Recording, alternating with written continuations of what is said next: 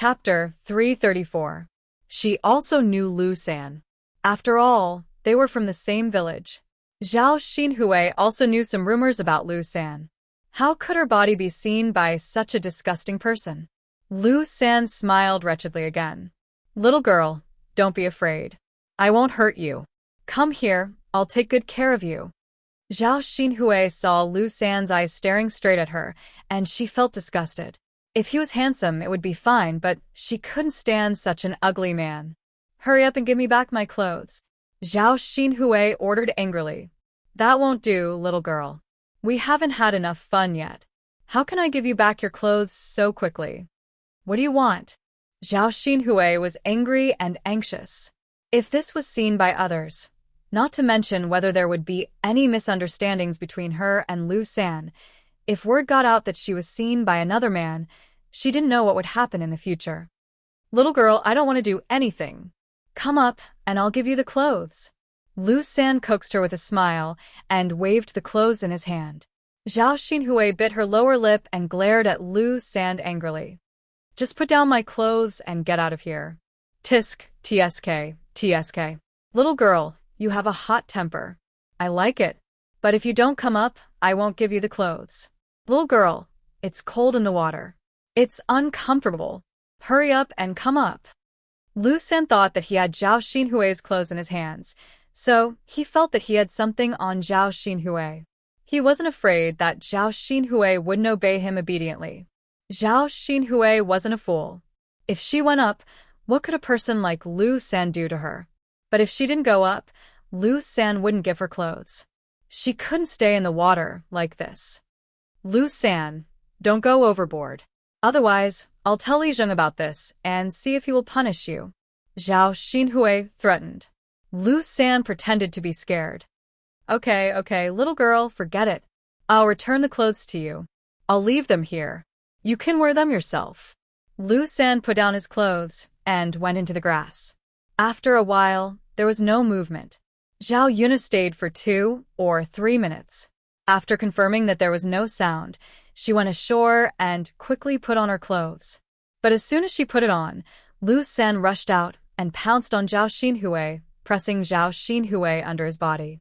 Hee, little girl, now I've caught you. Lu San laughed wretchedly. Zhao Xinhui exclaimed. How could he have known that this was a trap? After exclaiming, Zhao Xinhui quickly lowered her voice. Her voice was too loud and attracted other people. If they were seen, it would be over. Get away from me. Little girl, don't be afraid. Don't be afraid. I'll be gentle. As Lu San spoke, he started to get touchy with Zhao Xinhui. Looking at Zhao Xinhui's handsome face and white and tender body, Lu San felt a wave of heat on his body.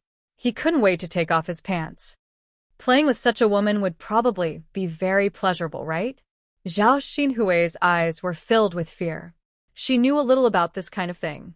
If Lu San played with her, wouldn't her chastity be ruined? Big brother, please let me go. Don't touch me, okay? Chapter 335. As he spoke, Lu San couldn't wait to bend down and touch her with his hands. Zhao Xinhui was a girl, so she couldn't struggle at all. She could only let Lu San touch her. The place where Lu San touched trembled. It was an indescribable feeling. This was the first time Lu San had touched such a beautiful woman like Zhao Xinhui, so he was in high spirits. Just as he was about to rush forward, he suddenly heard the voices of a few women not far away. Although he couldn't hear what the women were saying, the footsteps were getting closer and closer. They were walking in their direction. Lu San wasn't afraid of anything. If he was seen by others, he would have a witness to bully Zhao Xinhui, and he wouldn't be able to bear the consequences. Lu San hurriedly let go of Zhao Xinhui, who was on the ground, and slipped into the grass with his pants. Zhao Xinhui heaved a sigh of relief, but it was too late to put on her clothes. People were coming, and she didn't know if there were any men. She quickly went into the river again, and only her head was exposed. In less than a minute, a few women walked over and saw Zhao Xinhui in the water. I knew there must be someone upstream. Look, this old Zhao's daughter is actually bathing in the river. Io, She's really so shameless. An unmarried girl bathing in the river. Isn't she afraid of being seen? Isn't that so? She doesn't know shame anyway. She probably thinks it doesn't matter if someone sees her. Sigh, if it was my daughter, wouldn't I be angered to death? The chatter of these women fell into Zhao Xinhui's ears. Zhao Xinhui couldn't bear to hear these women talk about her like that. Her temper immediately flared up. What does it have to do with you where I'm bathing? You're so nosy. Zhao Xinhui, you lass, you're still acting so self-righteous. We can't control you if you're bathing here. Only your parents can discipline you for such a shameful and shameless thing. But Zhao Xinhui, you're in the wrong if you dirty the water downstream while you're bathing. We still have to wash the vegetables and clothes. You just dropped a lot of feces and maggots. Did you fall into a cesspool? Upon hearing the woman's question, Zhao Xinhui immediately felt guilty. She didn't expect that the dirty things she washed off her body would also flow downstream with the water. And these people actually came looking for him. She had been splashed with feces, so she had pretty much fallen into a cesspool. What nonsense are you talking about? What do you mean by I fell into a cesspool? What do you mean by I dirted the water? Don't casually accuse others, okay? Zhao Xinhui quibbled. You're the only one upstream. Who else could it be? Zhao Xinhui, if you fell into a cesspit, then you fell into a cesspit. You're too embarrassed to admit it. Look, there's still some feces on her clothes. Now you have nothing to say, right? How wicked. She even dirted the water. How can someone do such a thing? Sigh, isn't it embarrassing to say it out loud? This is the first time I've seen such a weirdo. No wonder she can't get married, even though she's already so old. Who would dare to want such a woman? These women were merciless when they criticized her. They belittled Zhao Xinhui to the point that she was useless. Zhao Xinhui was so angry that she was going crazy. This was too much. However, her mouth was no match for these women's mouths. Chapter 336. This was the first time she had seen someone fall into a **T pit. It wasn't easy for her to find something to laugh about.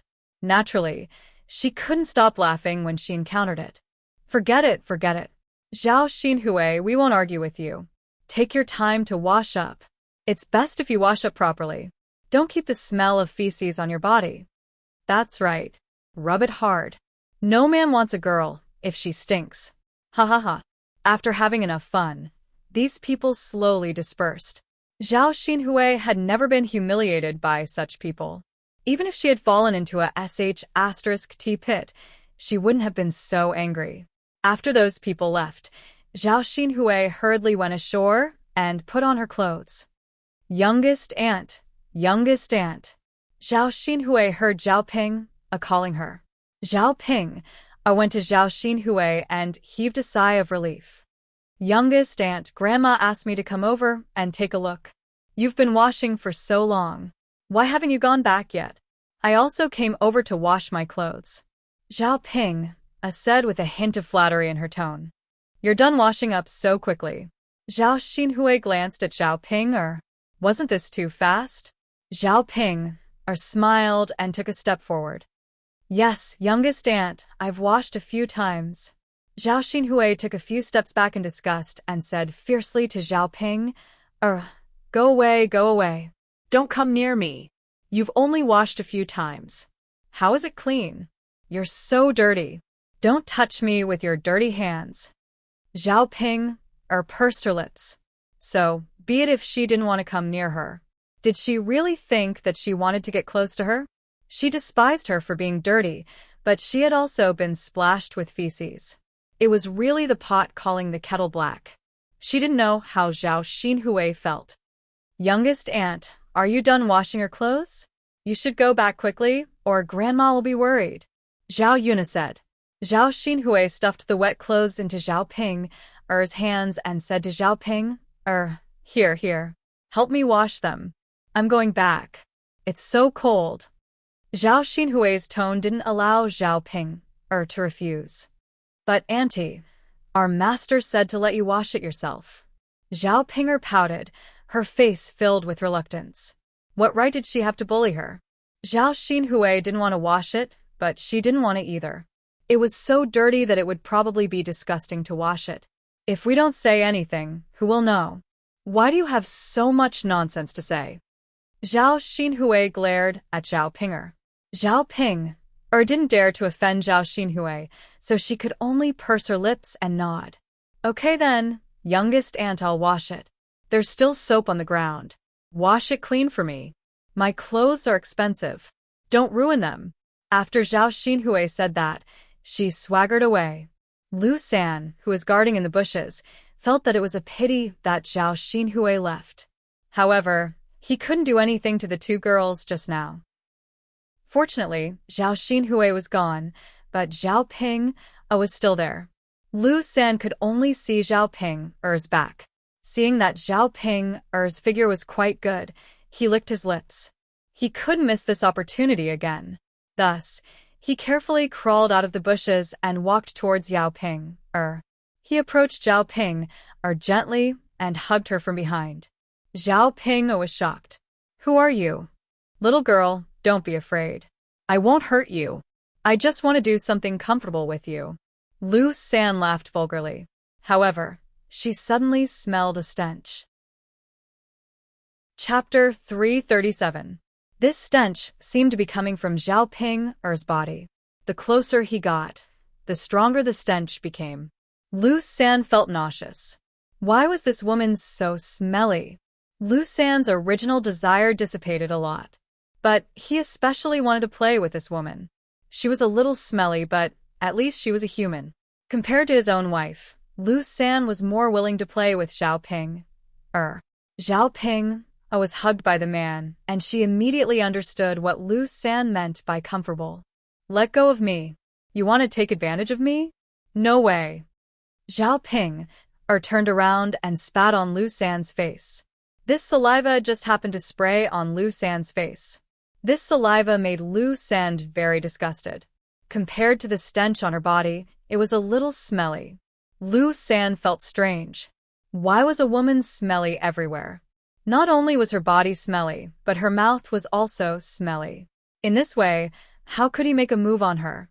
What made Lu San lose interest was when he saw Zhao Ping's face. The eye-catching birthmark on her face startled Lu San, who looked like a ghost. Lu San took a few steps back and patted his chest, as if he was still in shock. After seeing Zhao Ping's face, Lu San could only admire any man who could make a move on her. You stinky woman who wants to make a move on you. You're really unlucky. You're smelly and ugly.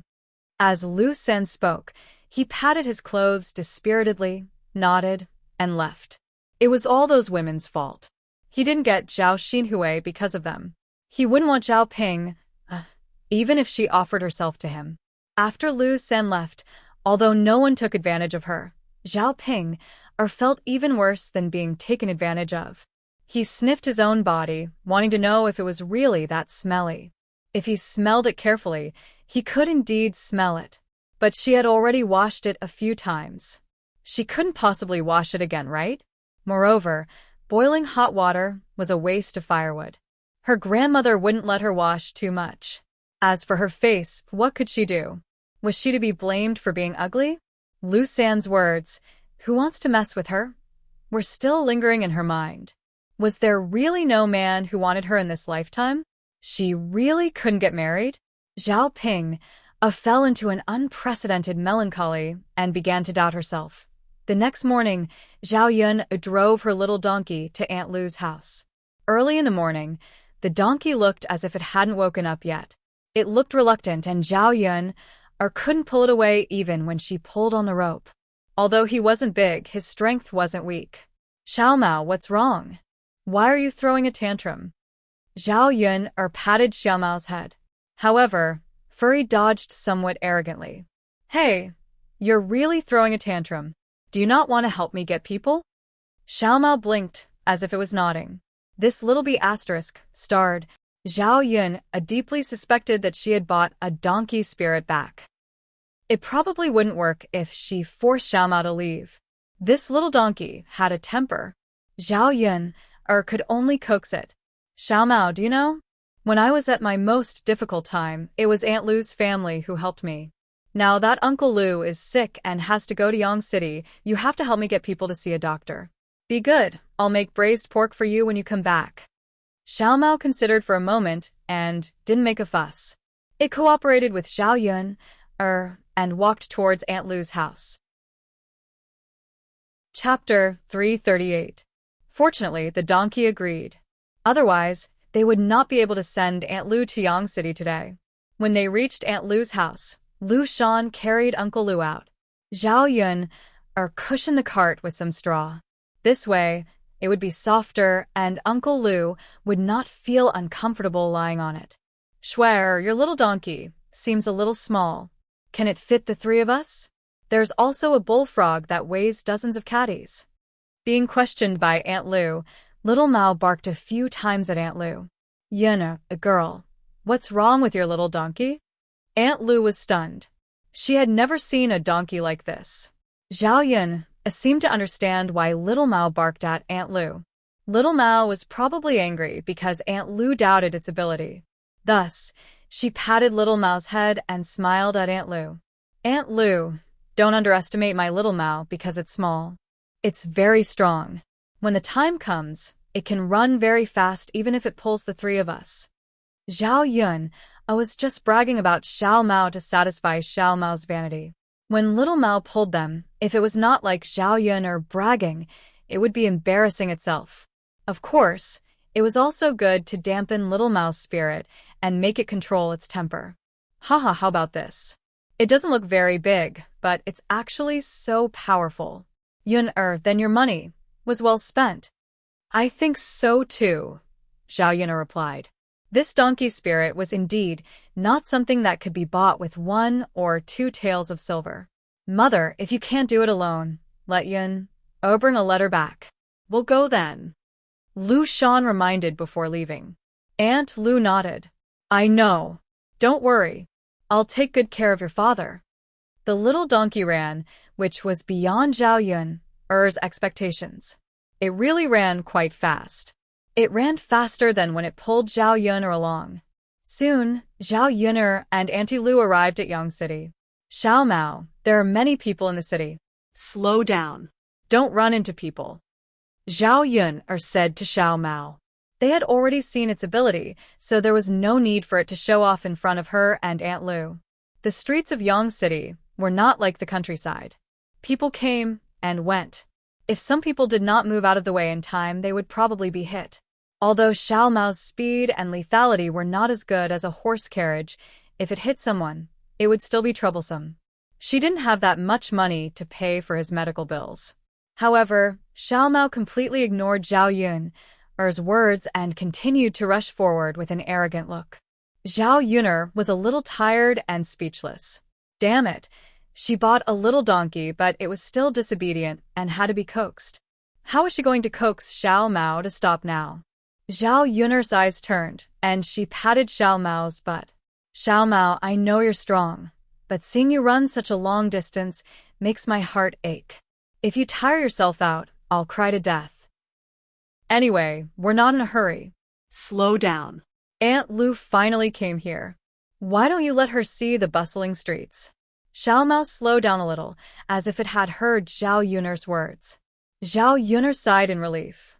As expected, Xiao Mao had to be like this. However, before Xiao Yun could relax for a minute, a horse carriage came running from the side. Move, move.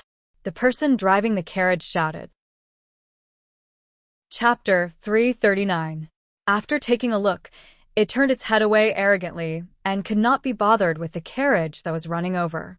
Xiao Yun was instantly anxious. Was little Mao tired of living? Didn't it see the carriage rushing over? It was such a big carriage. If it was hit, wouldn't it send their donkey cart flying? Uncle Lu's illness might not have caused him to lose his life, but in the end, this time, he was hit to death. Just thinking about it made Xiao Yun feel a little vexed. Little Mao, you can't be too willful at this time. Quickly move aside. Little Mao, don't be willful, okay? My life is in your hands now. Little Mao, okay, I beg you. Can you move aside? I'll make some red braised pork for you to eat later. Furry still had an unhappy look on its face. Zhao Yun was a little anxious. This little beast was too disobedient. It was even harder to discipline than a naughty child. It was not moved by force or persuasion. Seeing that the carriage was getting closer and closer, Zhao Yun could not abandon the carriage and jump down. Moreover, Uncle Lu was still in the carriage.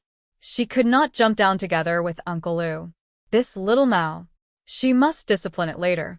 It would cause trouble for her at the crucial moment. As the carriage got closer and closer, the coachman on the carriage was already shouting. "The donkey in front, quickly move aside. You're running so slowly and blocking the middle of the road. Are you tired of living? If you know what's good for you, quickly move aside. Don't block the path of my young mistress."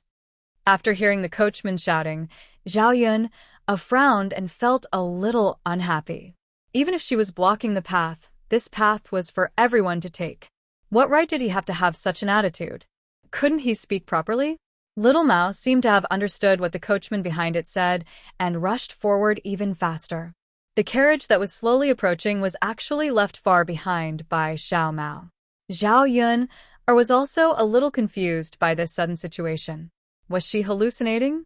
Why did little Mao's short legs seem to be flying? This speed was even faster than a horse carriage.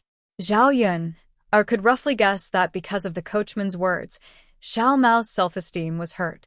Therefore, he ran even faster than the horse carriage to save some face. Zhao Yun'er was really afraid that little Mao would be exhausted. It was completely beyond common sense. "Yun'er, girl, why is your little donkey flying?" Auntie Lu was also surprised. Zhao Yun spread her hands and said, "I don't know. Maybe Xiao Mao is more powerful." Zhao Yun'er couldn't explain it for a while. "I think Furry has become a spirit. Only a donkey spirit can fly like this." It was really possible. After all, everything about Xiao Mao was beyond common sense. A beast that could understand human language. The donkey that only ate grass actually liked to eat meat? At this moment, he even ran past a horse. The coachman behind was also stunned by little Mao. He rubbed his eyes in disbelief. This donkey can run faster than a horse? And such a small one? God, the world was starting to become a little chaotic. "What's wrong?" A woman's voice came from the carriage and asked the coachman. "Me, young mistress, there's a little donkey running in front of us." "Then overtake it. Don't block my way." Chapter 340. The person in the carriage was silent for a few seconds. Then, she lifted the curtains and looked ahead. What she saw shocked her. How could this be? However, when she caught a glimpse of the familiar figure on the donkey cart, the woman's eyebrows knitted together. She muttered, "It's her?" Murong Shuang ordered the coachman. "Hurry up and overtake them. Isn't it embarrassing to be left behind by a little donkey?" The coachman was a little embarrassed. He quickly waved his whip and rushed forward. This time, they really had to fight. A horse could not outrun a donkey. They would definitely be laughed at when they returned. Zhao Yun'er, who was sitting on the donkey cart, shouted at the top of her lungs, "Everyone make way. Sorry, make way. Don't bump into you. I'm really sorry. My Xiao Mao has gone crazy." Xiao Mao was a little dissatisfied with Zhao Yun'er's comment. What did she mean by going crazy? She was clearly trying to save face, okay? It had to let the other horses know how powerful it was and not to underestimate it. The carriage behind them sped up, but it still kept a distance from Xiao Mao. Zhao Yun'er was a little anxious. They couldn't keep running. "Xiao Mao, stop at the intersection in front. We've arrived at our destination. Don't let me pass you." Xiao Mao had been showing off for a while and showed the carriage that they couldn't outrun it. When it heard Zhao Yun'er's words, it really stopped at the intersection in front. Zhao Yun'er thought that the carriage would pass by if she made way. However, she didn't expect the carriage to suddenly stop as well. Zhao Yun looked at the carriage vigilantly. Could it be that the person inside was angry from embarrassment and wanted to cause trouble for her? With worry in her heart, Zhao Yun saw a woman coming down from the carriage. It was Murong Shuang. This world was really small. This woman couldn't stand her. She was most likely here to cause trouble. As expected, Morong Shuang walked in front of Zhao Yun'er. She raised her head and said to Zhao Yun'er, "How dare you block my carriage? Do you want to die?" Zhao Yun'er felt that Morong Shuang was just looking for trouble, so she replied with some displeasure. "Miss, I'll have to trouble you to speak clearly. If you want to cause trouble, just say it. Don't use this excuse. What do you mean I'm blocking your way? Is this road yours? Is your carriage faster than my Xiaomao's? If that's not the case, why do you say I'm blocking your way?"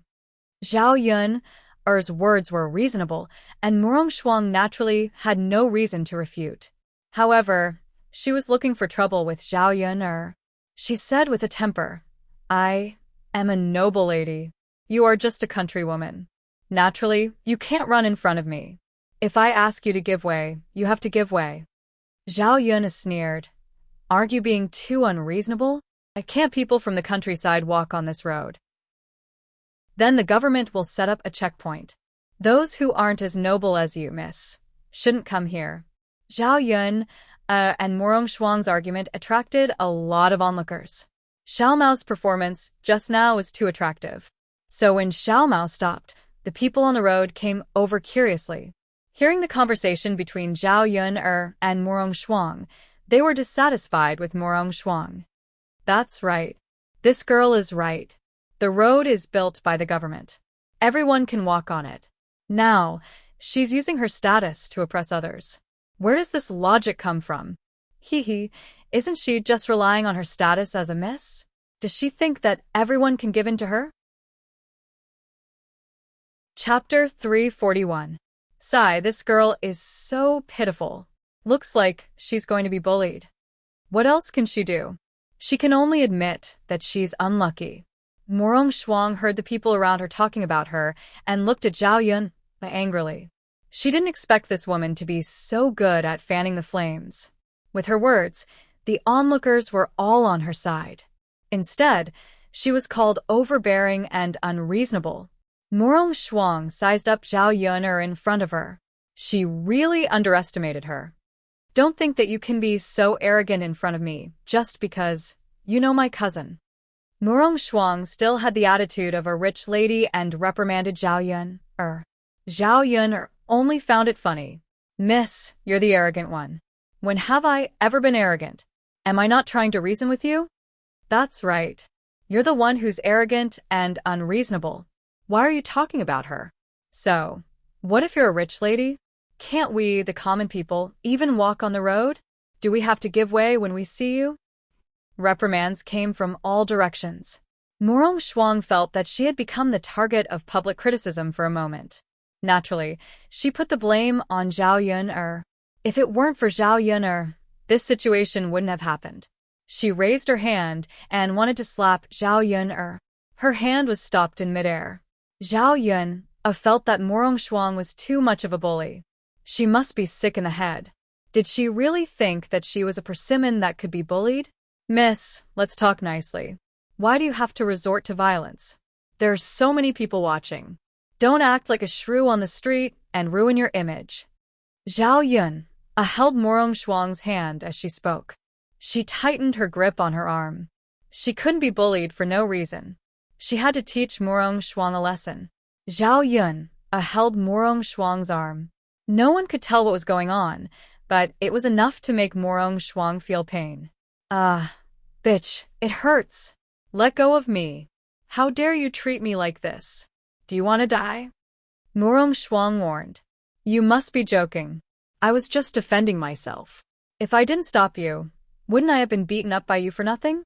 I can let you go, but you have to promise not to attack again." Zhao Yun'er's eyes flashed with a shrewd light. Morong Shuang was the one who was going to suffer. *TC. Morong Shuang said through gritted teeth. She raised her other hand and was about to slap Zhao Yun'er. Zhao Yun felt that her temper was not bad, but at this moment, she could not stand Morong Shuang. "What the F***, CK? Are you trying to hit me? Did he think that she was easy to bully? If she didn't teach her a lesson, she wouldn't know how powerful she was." The onlookers were originally worried that Zhao Yun'er would be slapped, but they did not expect that when the sound of a slap rang out, it was Morong Shuang who was slapped instead. Zhao Yuner also raised her hand and slapped Morong Shuang's face. Her action was swift, and it happened in the blink of an eye. However, the sound was very loud. Slap. The onlookers heard it clearly. A red palm print suddenly appeared on Morong Shuang's fair and tender face. Morong Shuang was stunned by Zhao Yuner's sudden action. It was only when she felt the burning pain on her face that she realized that she had been slapped by Zhao Yuner. Chapter 342. At first, Morong Shuang felt wronged enough. However, the people around her started to shout, "Well done. Such an unreasonable person needs to be taught a lesson." What, miss? Don't vent your anger on irrelevant people when you're outside. She's not your servant. Why should she give in to you? This time, not only was she beaten, but she was also humiliated. Miss, you'd better leave now. The more people there are, the more humiliated you will be. Morong Shuang was frightened by Zhao Yuner's words. Being beaten was a small matter, but a person of her status could not afford to be humiliated. She glared at Zhao Yuner unwillingly. Just you wait. Seeing Morong Shuang leave, Zhao Yuner breathed a sigh of relief. Aunt Lu, let's go. Send Uncle Lu to the medical center, Zhao Yuner said. Okay, Auntie Lu replied. Looking at the direction Morong Shuang left, she was a little worried. It was all her fault. What if she caused trouble for Zhao Yuner in the future? Seeing Aunt Lu's worry, Zhao Yuner comforted her. It's okay, Aunt Lu. She won't do anything to me. I didn't do anything. She can't violate the laws of our Dezhou country to harm me, right? Aunt Lu sighed. Little Yuner, that's what you say, but it's better if we don't offend people with such status. What if they play some tricks? What would we do? It's useless to worry now. Let nature take its course. Oh, okay. Zhao Yuner sent Uncle Lu to the medical center. She estimated that he would have to stay in Yang City for a few days for treatment. After all, the illness could not be cured in a short time. Fortunately, she could send Bullfrog every day now. She had a daily income, so she was not worried about Uncle Lu's medical expenses. He went to the Feline restaurant to deliver Bullfrog because he was delayed by Uncle Lu, so he was a little late today. When Zhao Yuner arrived at the entrance of the restaurant, she unexpectedly saw Qin Hailon. Qin Hailon was carrying a basket on her back and was walking out of the restaurant with a cheerful look on her face. What was she doing here? A bad premonition rose in Zhao Yuner's heart. As soon as Qin Hailon went out, she bumped into Zhao Yuner, which was also unexpected. Why are you here? Zhao Yuner asked. She thought that it had something to do with Bullfrog. This woman probably knew that she had sent Bullfrog to Feline restaurant, so she sent him here herself. However, she had signed a contract with Sun Zhongquan in the past, so this Bullfrog could only be accepted by her. In addition, she had sent a lot of food over these days. Sun Zhongquan wouldn't accept Mulan's gifts, right? Qin Hailon was a little guilty at first, but then she calmed down and replied unhappily. Why can't I come? Could it be that this restaurant belongs to your family? You're the only one who can come, and others can't come. Looking at Qin Hailon's arrogant clamor, Zhao Yuner frowned. Qin Hailon, you know what I mean. Stop pretending. Who's pretending with you? I don't know what you're talking about. You're crazy. Qin Hailon rolled her eyes at Zhao Yuner and wanted to leave. Zhao Yuner grabbed Qin Hailon. Chapter 343. The guests in Feline all looked in the direction of Zhao Yuner and Qin Hailon. This woman. The waiter of the restaurant ran over and said to Zhao Yuner and Qin Hailon, our restaurant still needs to do business. If you two want to make trouble, then run away. Don't do it in front of the restaurant. Little brother, I'm not making trouble. You see, she's the one who pulled me. If you want to blame someone, then blame her. Zhao Yuner sneered. How interesting.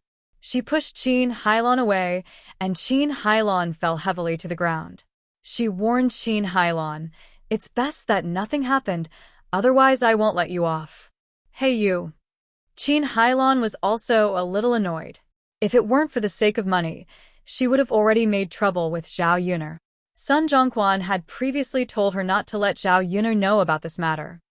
Humph, forget it, I won't argue with you. Qin Hailon patted her sleeves and left. Zhao Yuner also entered Sun Zhongquan's restaurant. Sun Zhongquan smiled and said to Zhao Yuner, "Yuner girl, why are you a little late today? You usually come here at this time." "I was delayed by something today," Zhao Yuner replied. Sun Zhongquan helped Zhao Yuner weigh the bullfrog and then paid the money.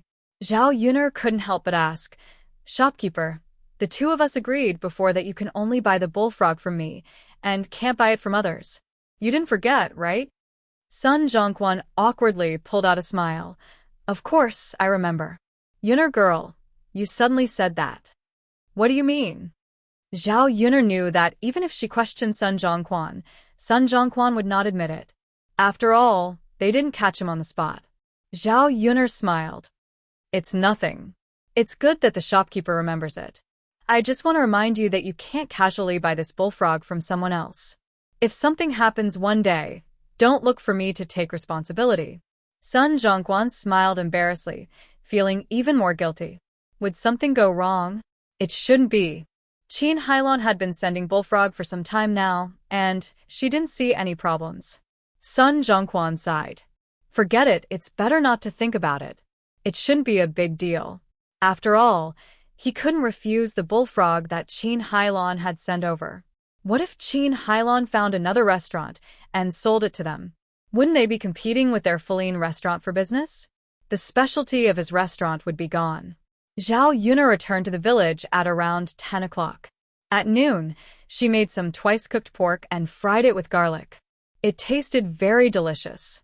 It was a thin slice that was half fat and half black, and it tasted exceptionally good. Then there was cabbage and tofu soup and horsehead orchid stir-fried tofu jerky. The three of them ate very contentedly. Zhao Yuner specially bought more meat back. She had promised Xiao Mao to give it more meat to eat, so she had to satisfy it. Xiao He saw Zhao Yuner's favoritism and was very unhappy. It lay under the table and didn't want to come out to eat. Even when she brought the meat to Xiao He proudly didn't even smell it. Zhao Yuner felt even more tired. Xiao Mao needed to be coaxed, and Xiao He also needed to be coaxed. The two little beasts were like children. The main thing was that she couldn't be biased. If she treated one well, the other would immediately be unhappy. Chapter 344. Miss Yuner, why do you say that? Mu Lianfeng's chopsticks paused for a few seconds, then he looked at Zhao Yuner and asked, "You see, little animals are jealous of each other. If you treat one well, the other one will be unhappy. If you have two or more children and one of them is good, the other one will be unhappy. So, you might as well have a good child, and there's no need to be biased." Miss Yuner, do you mean that you only want to have Daodu as your child in the future? You won't have any other children, right? Zhao Yuner nodded. Yes. Anyway, my Daodu is cute and sensible enough. I'll give my love to Daodu in the future, and Daodu won't be jealous of his younger brother or sister. Although Zhao Yuner's words were reasonable, it was the first time that Mu Lianfeng had heard such words. In this era, every family had a litter of children, especially rich families. If they had more wives, they would have more grandchildren. It was normal for ordinary farmers to have 5 or 6 children. Only one child was really rare, unless it was infertile. Mu Lianfeng didn't know why, but there was a bit of sadness in his heart. If Zhao Yun didn't want to continue having children, then if he married her one day, would there be no children between them? Seeing Mu Lianfeng in a daze, Zhao Yuner thought something was wrong, so she asked, "Mr. Mu, what's wrong? Do you think I'm wrong?" The corners of Mu Lianfeng's mouth curled into a beautiful smile. Inadvertently, there was a hint of bitterness in his smile. "Miss Yuner is right, but I think it's not a bad thing to have more children at home. A child is too lonely. If Daodu has a younger brother or sister, there will be someone to play with Daodu." Hearing that, Zhao Yuner fell silent for a while. It seemed that Mu Lianfeng's words made sense. Daodu, who was eating on the table, put down his bowl and chopsticks.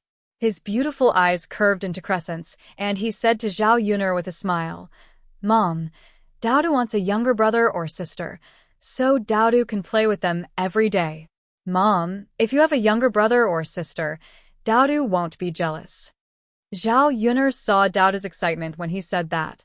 Before she could say anything, Daodu asked in a soft voice, Mom, when can you give birth to a younger brother or sister for Daodu? This child, did she think that she could give birth to a child just because she wanted to? She had to get the man to cooperate. After all, giving birth to a child was a matter between two people. The problem is, I don't even have a man now. Zhao Yun'er didn't know how to explain this to Daodu. After thinking for a while, she said to Daodu, Daodu, I can't give birth to a younger brother or sister for the time being because I need to sleep with another man. Mom, don't you sleep with Dad every day? Then, do you already have a younger brother or sister in your stomach? Daodu said as he ran to Zhao Yun'er and reached out to touch Zhao Yun'er's stomach. Zhao Yun'er was stunned. Cough, cough. Mu Lianfeng, who was drinking soup, choked and coughed violently. Zhao Yun'er smiled awkwardly at Mu Lianfeng. There was nothing between the two of them, but he made it seem like there was something between them. Chapter 345. Zhao Yun'er began to educate Daodu. Daodu, I'm different from your father. You can sleep with me, right? So, it's impossible for us to have a baby. Don't tell anyone that your father is in our house. It's best if you don't tell anyone else about it. Daodu nodded his head as if he understood. Oh, Mother, I understand. But, Mom, if you and Dad have a baby together, Daodu can sleep at Grandma's place tonight. Zhao Yun'er didn't know what to say. This child. How embarrassing. Looking at Zhao Yun'er's embarrassed expression, Mu Lianfeng gave Daodu a look of appreciation. He didn't dote on his son for nothing. Daodu, you're still young. There are many things that you don't understand. Your father and I aren't married yet, so we can't have a baby yet. Oh, I see. Daodu looked a little disappointed. Zhao Yun'er touched Daodu's head and comforted him. It's okay, Daodu. It's okay if you don't have a younger brother or sister. You still have your uncle, Xiaomao, and Xiaohe to accompany you. Daodu nodded after hearing Zhao Yun'er's words. Zhao Yun'er smiled awkwardly at Mu Lianfeng. Lord Mu, I'm just a child. Please don't laugh at me. Mu Lianfeng shook his head. It's okay. I think Daodu is quite cute. Zhao Yun'er felt that she had been tricked by the two of them. Did the father and son collude with each other? In the afternoon, Zhao Yun'er sent Zhao Tianlong and her fifth uncle to the town. Compared to Yang City, the town was much quieter. However, there were many shops in the town, and most of them were businesses. Many farmers brought the produce from their fields to the town to buy. The overall price was also cheaper than in Yang City. Along the way, Zhao Tianlong did not say much, while Zhao Yun'er and Zhao Wensheng chatted nonstop. Zhao Wensheng urged Zhao Yun'er to get married. Zhao Yun'er turned around and talked about Zhao Wensheng. Fifth uncle, you're the one who should get married. Look at the younger generation in our family. They all have children, but you don't even have a wife. You should let Grandma take care of it for you. Zhao Tianlong listened from the side, smiled and agreed. Yes, fifth uncle, I also think that you can ask Grandma to help you find a wife. Among us uncles, you're the only one left. His nephew and niece spoke one sentence after another, making Zhao Wensheng a little embarrassed. You guys are actually controlling your elders. Zhao Wensheng pretended to be angry and snorted lightly. Fifth uncle, I'm not controlling you. I'm just concerned about you.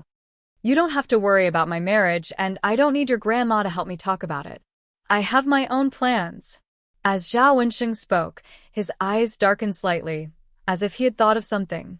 Seeing Zhao Wensheng's reaction, Zhao Yun felt that his words had a deeper meaning, so she smiled and asked, Fifth uncle, have you already taken a fancy to a girl from another family?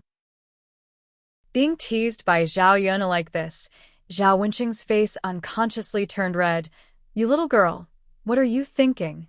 Okay, I won't say anymore. Zhao Yun knew that Zhao Wensheng was a thin-skinned person. Zhao Yun first sent Zhao Tianlong to school, then sent Zhao Wensheng to his residence. Chapter 346. It looked a little shabby, but it was a brick house, which was slightly different from the thatched houses in the village.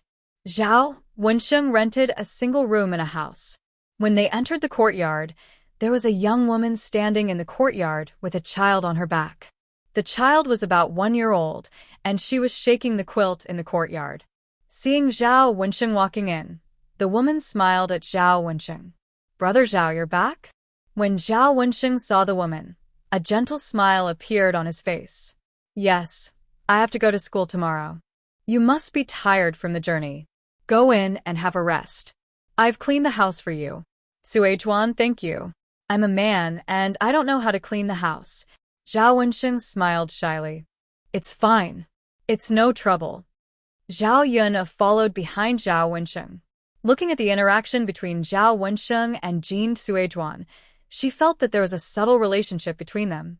Jin Suizhuan also saw Zhao Yun following behind Zhao Wensheng, so she pointed at Zhao Yun and asked, "Brother Zhao, this is..." Zhao Wensheng introduced, "This is my niece.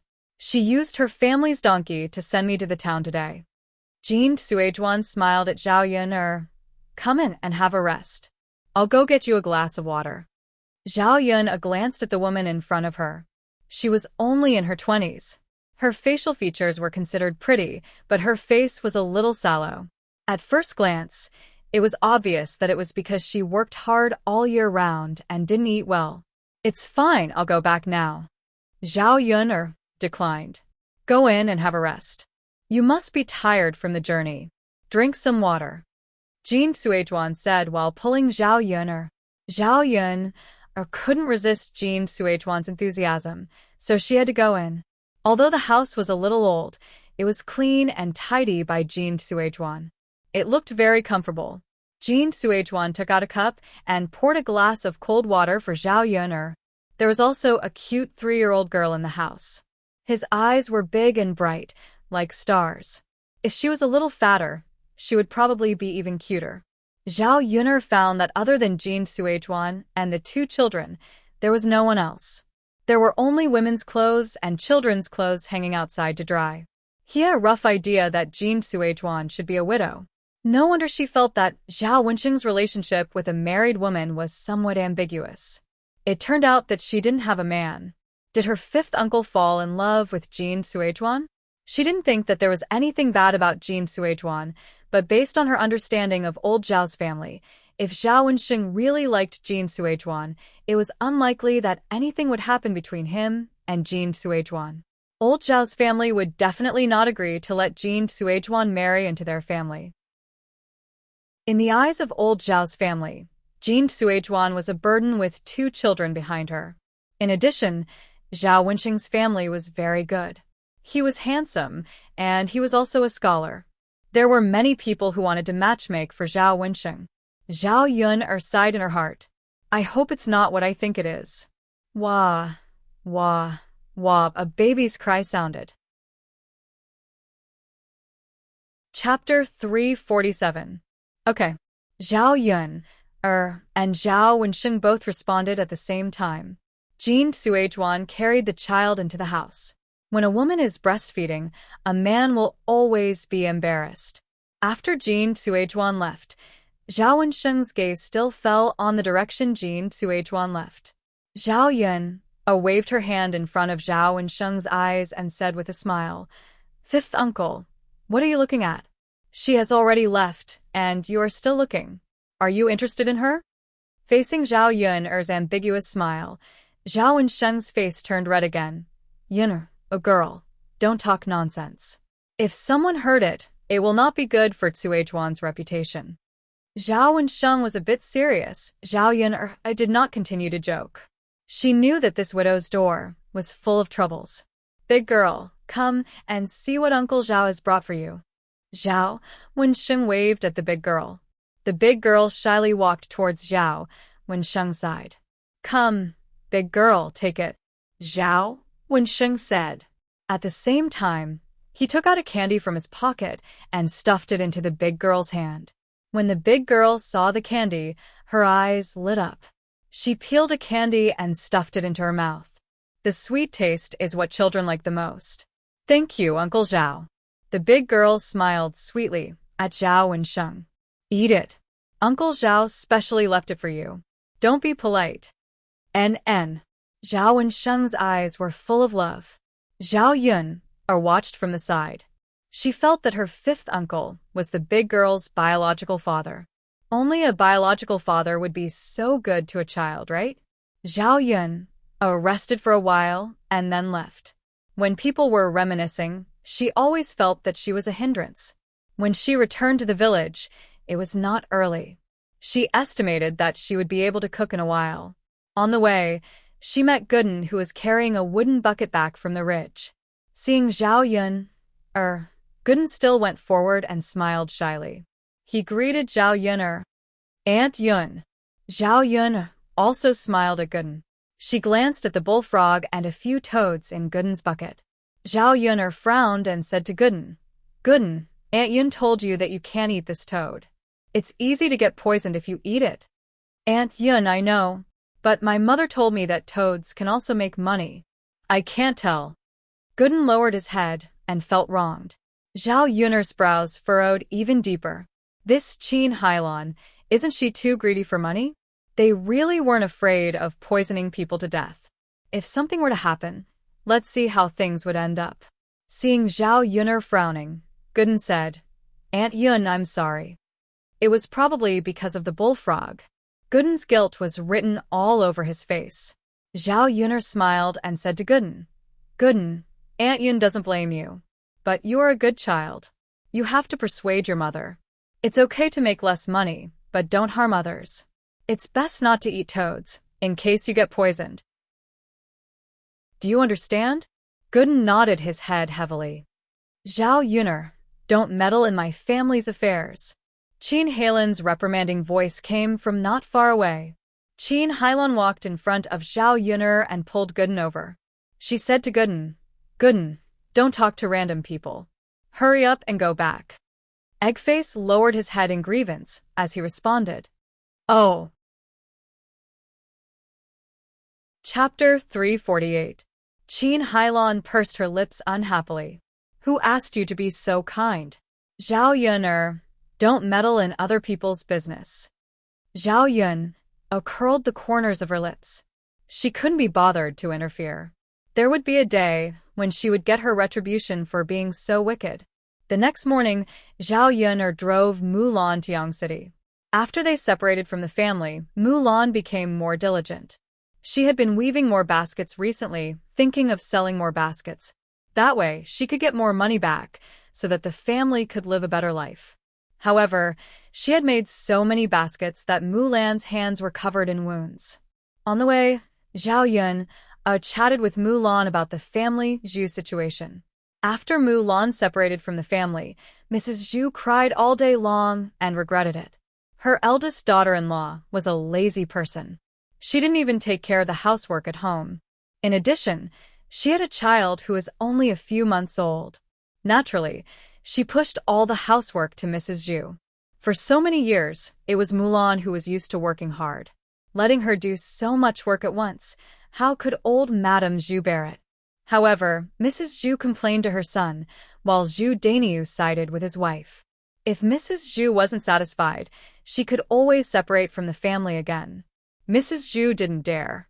If the eldest branch separated from her, no one would be able to do the work in the fields.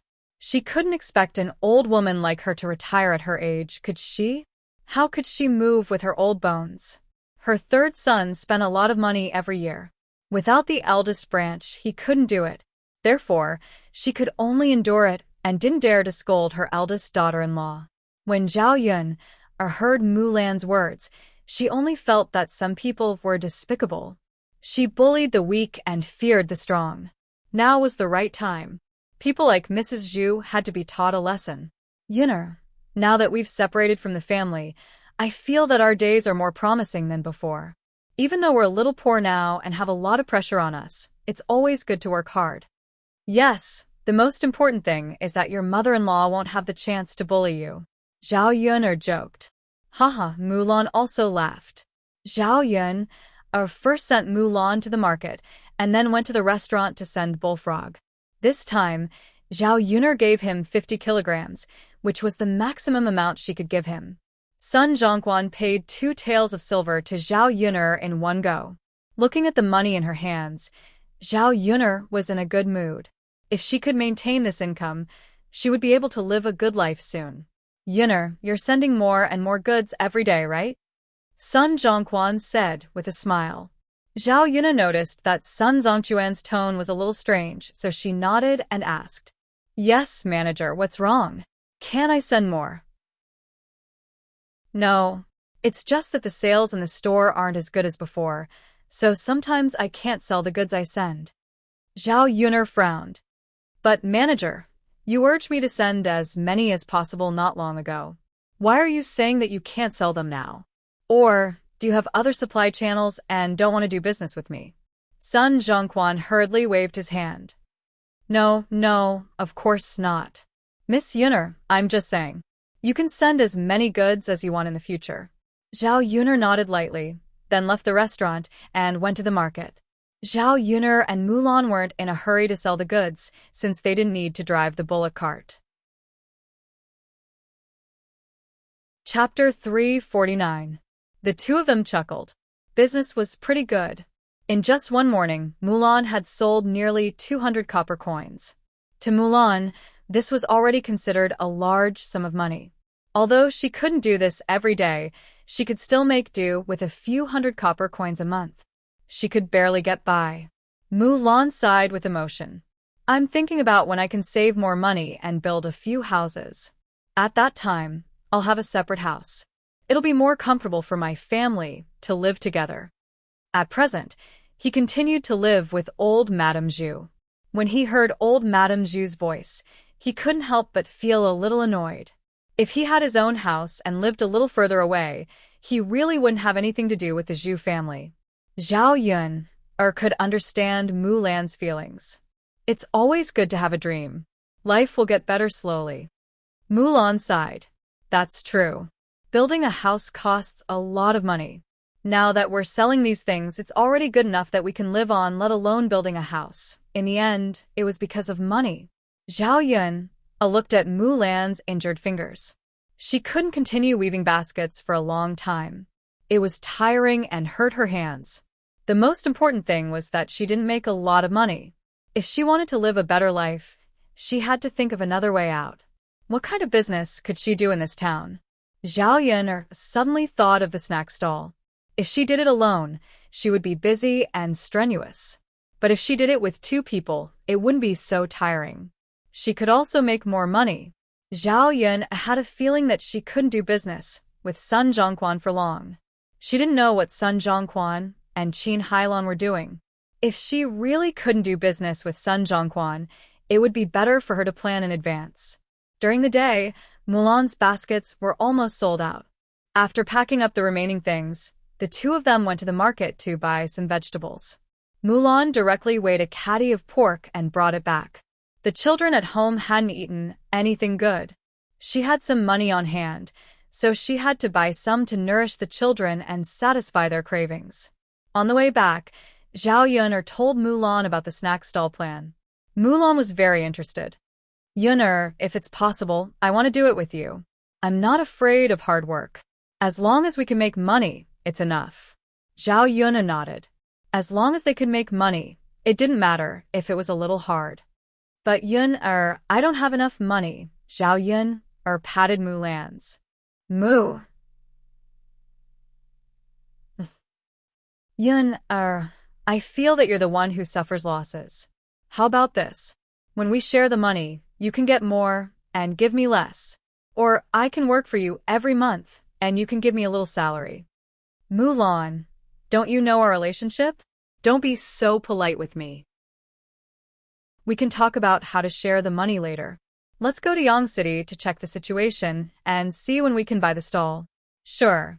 After lunch, Zhao Yuner wanted to go up the mountain, but there were a lot of officers and soldiers. These soldiers gathered in front of Zhao Yuner's house, which attracted many villagers. They were all chattering about what had happened. Chapter 350. A group of people gathered together, chattering nonstop, discussing what was going on. If it wasn't a serious crime, there wouldn't be so many soldiers here. What's going on? I don't know.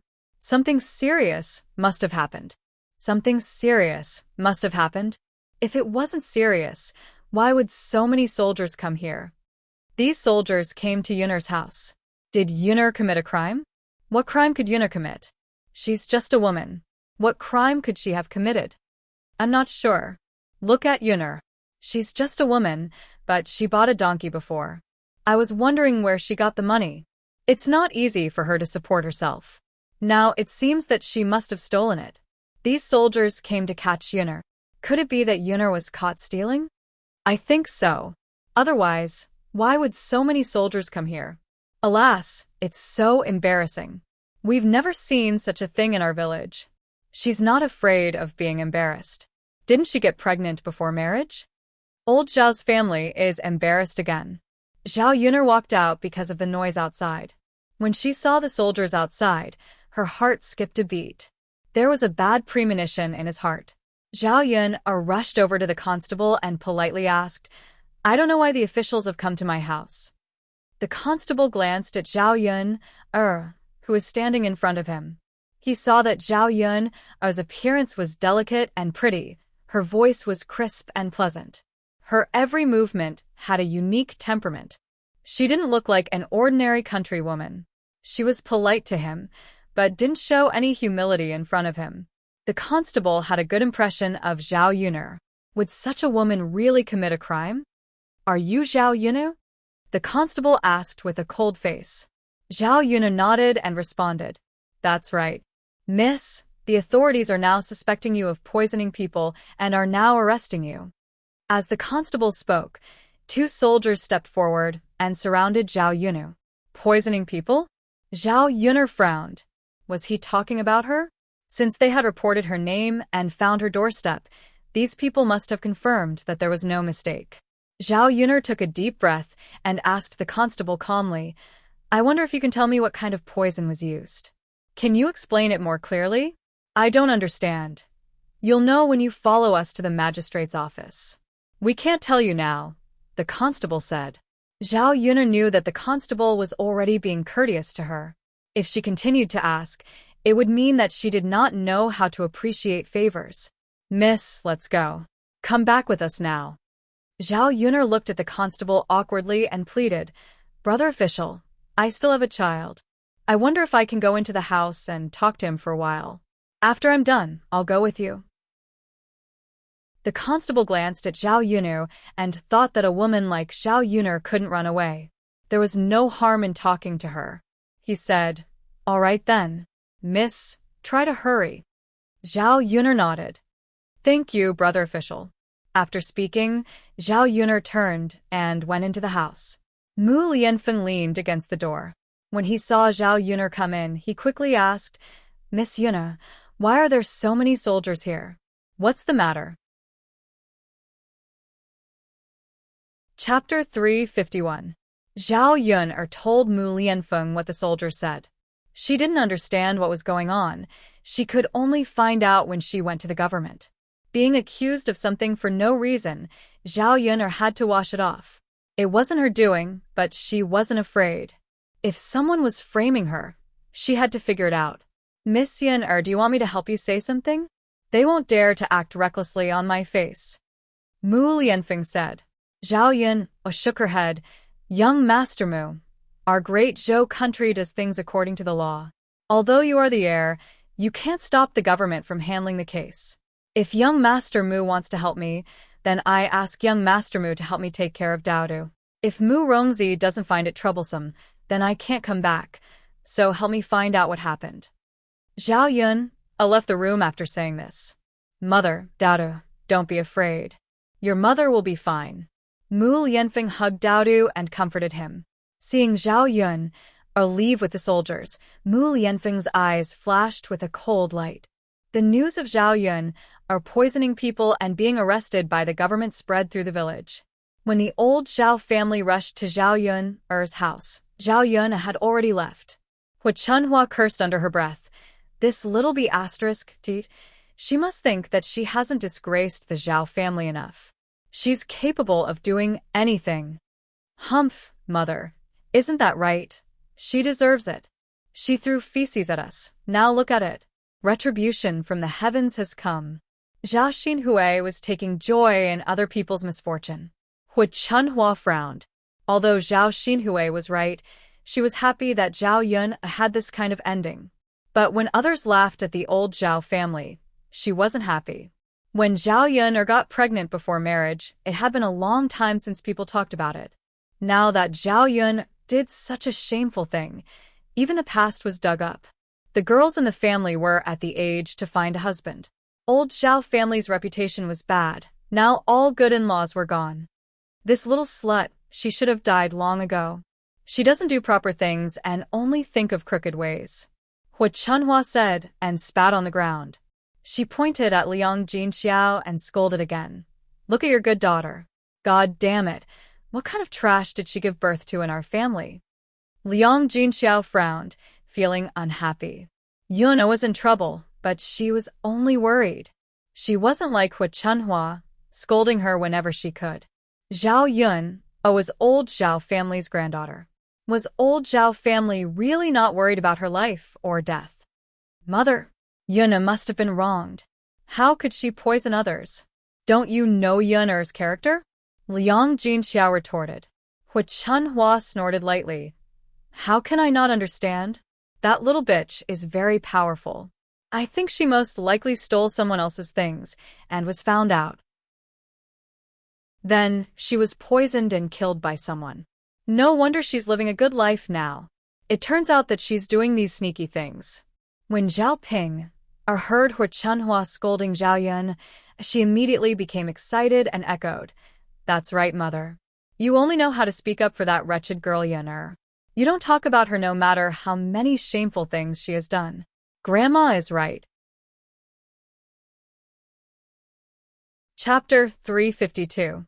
Zhao Ping was pleased with Hu Chunhua's praise. She smiled at Hu Chunhua and said, Grandma, of course. I'm not like Zhao Yun. Sigh. Third daughter-in-law. Why are you so different when you're born from the same womb? Hu Chunhua scolded Liang Jinxiao again. Liang Jinxiao didn't say anything. She didn't have the mood to bicker with Hu Chunhua. Instead, she was thinking about what to do with Zhao Yun'er. Zhao Yun was taken away by the soldiers. There was no one from the government at home. If there was, she could ask someone to find out what was going on. Grandma, Zhao Yun'er is gone. She probably won't be released this time. Let's take back everything in her house. Zhao Ping suggested to Hu Chunhua. When Hu Chunhua heard this, she felt that it made sense. That little B***TCH's donkey is still in the shed. Let's take it back and use it. Hu Chunhua thought of Zhao Yun'er's donkey. It was probably worth a lot of money. Ordinary farmers didn't have it.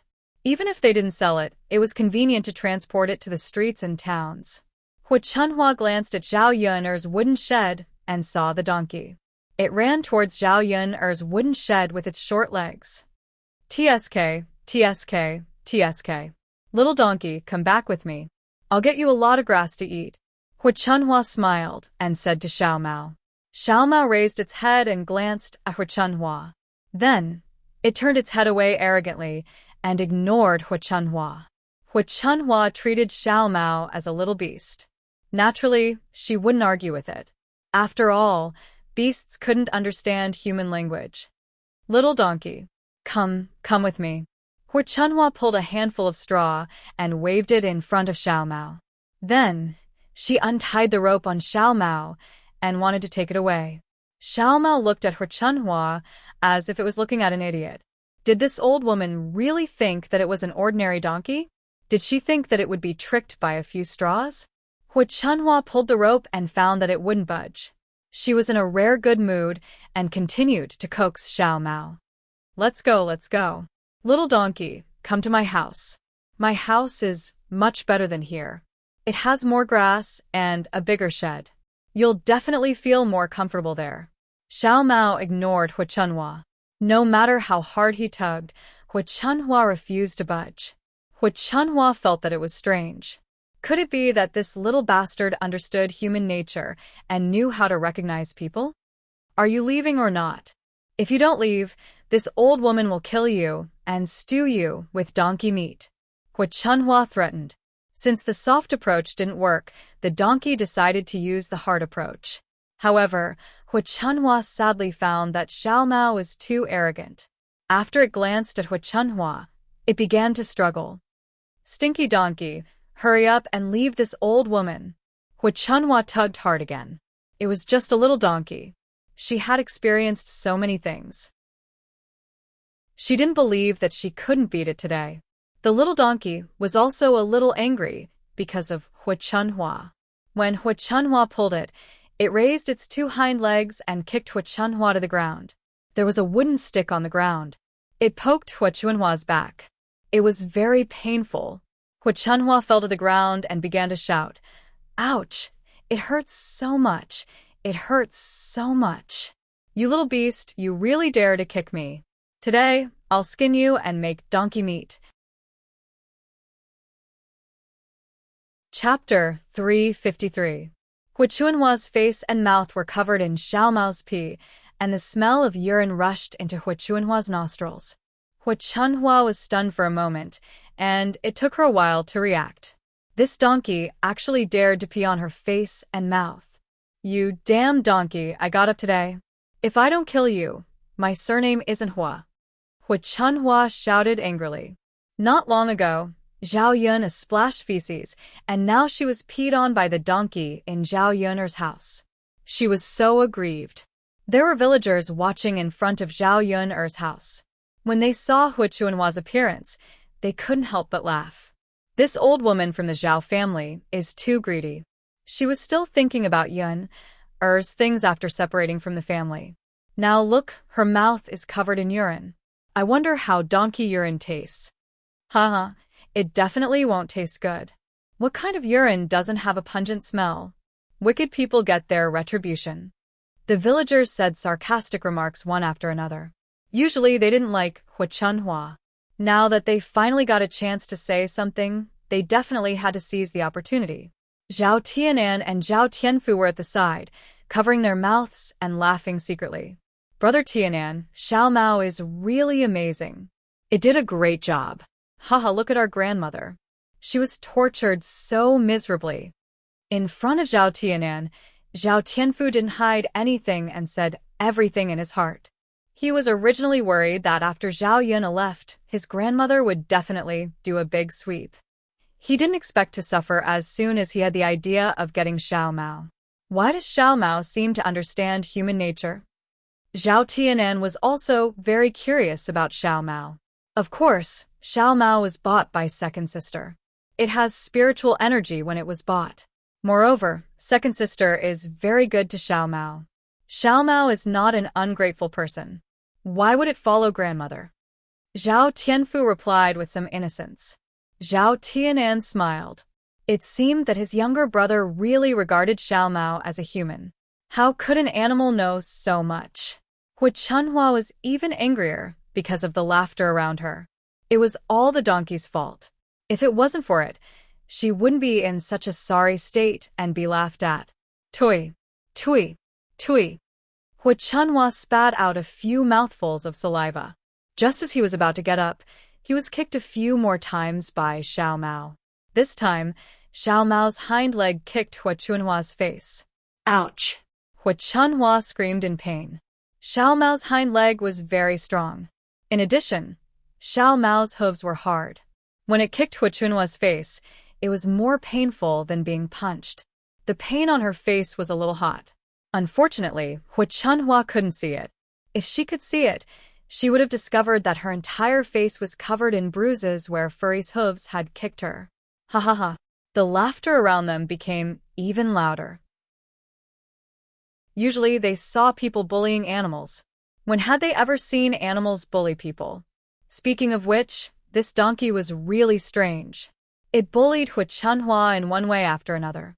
Eldest brother, second brother, third brother, are you blind? Hurry up and come over here. Help me catch this damn donkey. Today I must put it in a pot of oil. I'm so angry. How dare it bully an old woman like me? I'm not done with it. Hu Chunhua shouted at the Zhao brothers. The men in old Zhao's family were shocked by what was happening in front of them. They couldn't react at all. Chapter 354.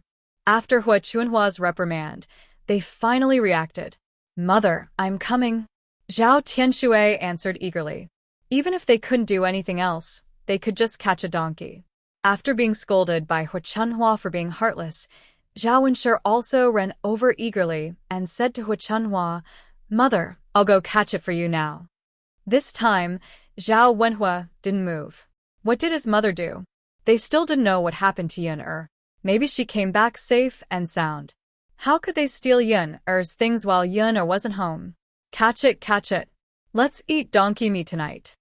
Upon hearing that they were going to eat donkey meat, many people in old Zhao's family became excited and gluttonous. How much meat would be cooked from such a big donkey? It would probably be very satisfying. They had eaten meat at the banquet before, but they hadn't eaten to their heart's content. Meat was expensive. How could they let them eat so much? Mother, I'll help you catch it too. Li Chuiying stepped forward and pounced in Xiao Mao's direction. Seeing that they were all heading towards Xiao Mao, Zhao Tianfu became anxious. They should be able to catch it. Xiao Mao, run. Zhao Tianfu shouted at Xiao Mao. Xiao Mao seemed to understand Zhao Tianfu's words. It kicked Hu Chunhua's face a few more times and then ran away. Ouch! Hu Chunhua yelled. This time she was kicked hard again. When she looked up, she realized that Xiao Mao had already run far away. Did this beast become a demon? Hurry up and catch it. Hu Chunhua yelled in a muffled voice. The men from the Zhao family hurriedly chased after it. How could they outrun a donkey? Adding on Xiao Mao's godly speed, they quickly slipped away. The men ran back, panting. Zhao Wenshi said with a bitter face, Mother, that donkey was like flying.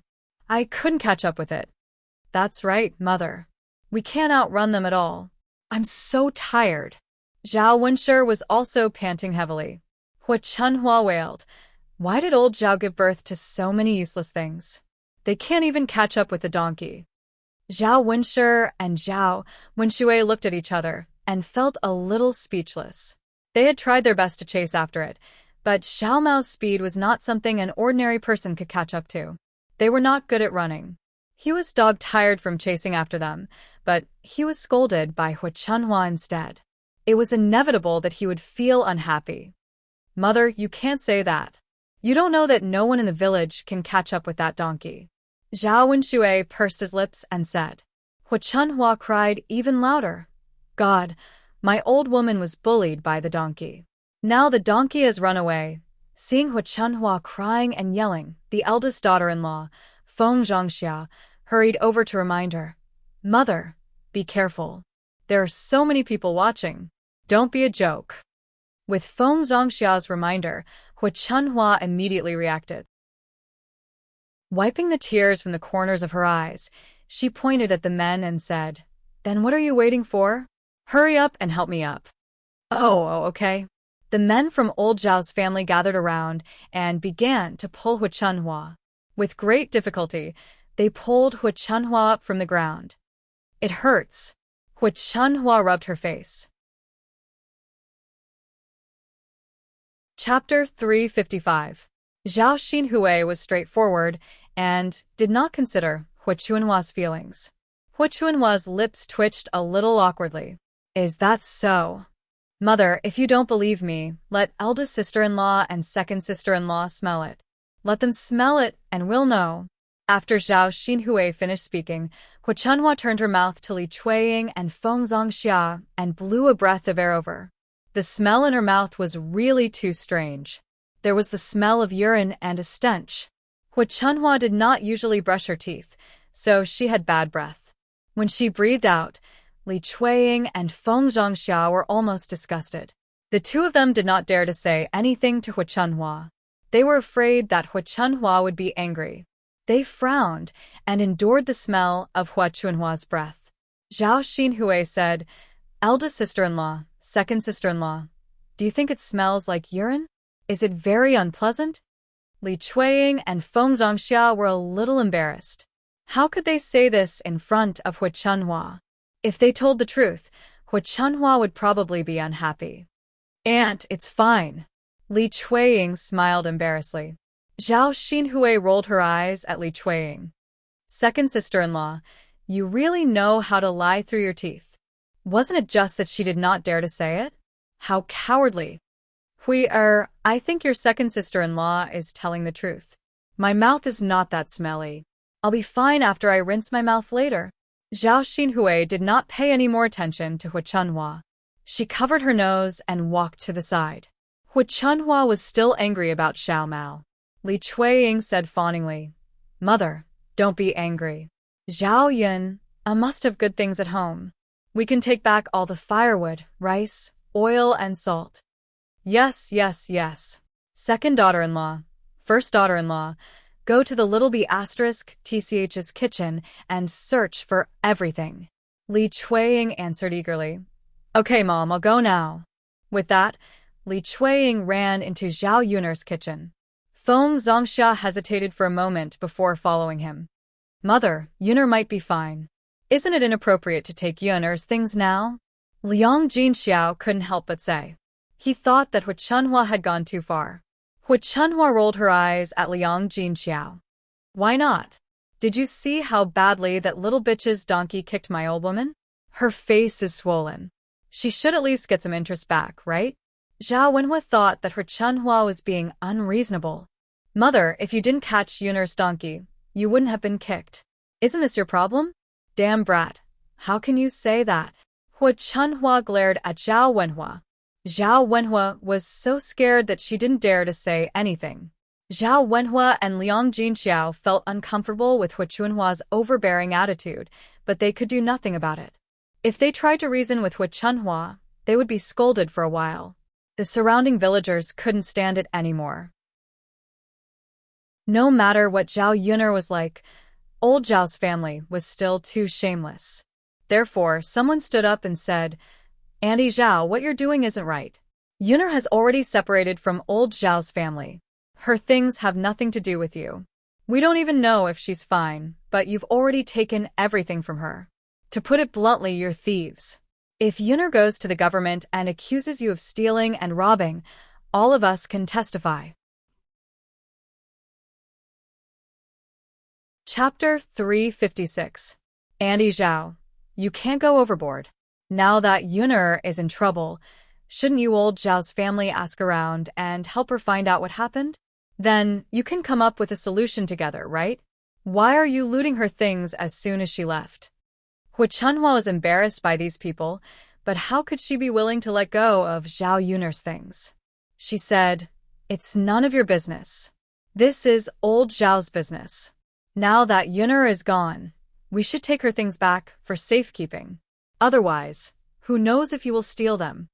Auntie Zhao, how can you accuse others like this? You're so unreasonable. Who's unreasonable? I'm too lazy to argue with you. It's not your family's business. Why are you poking your nose into it?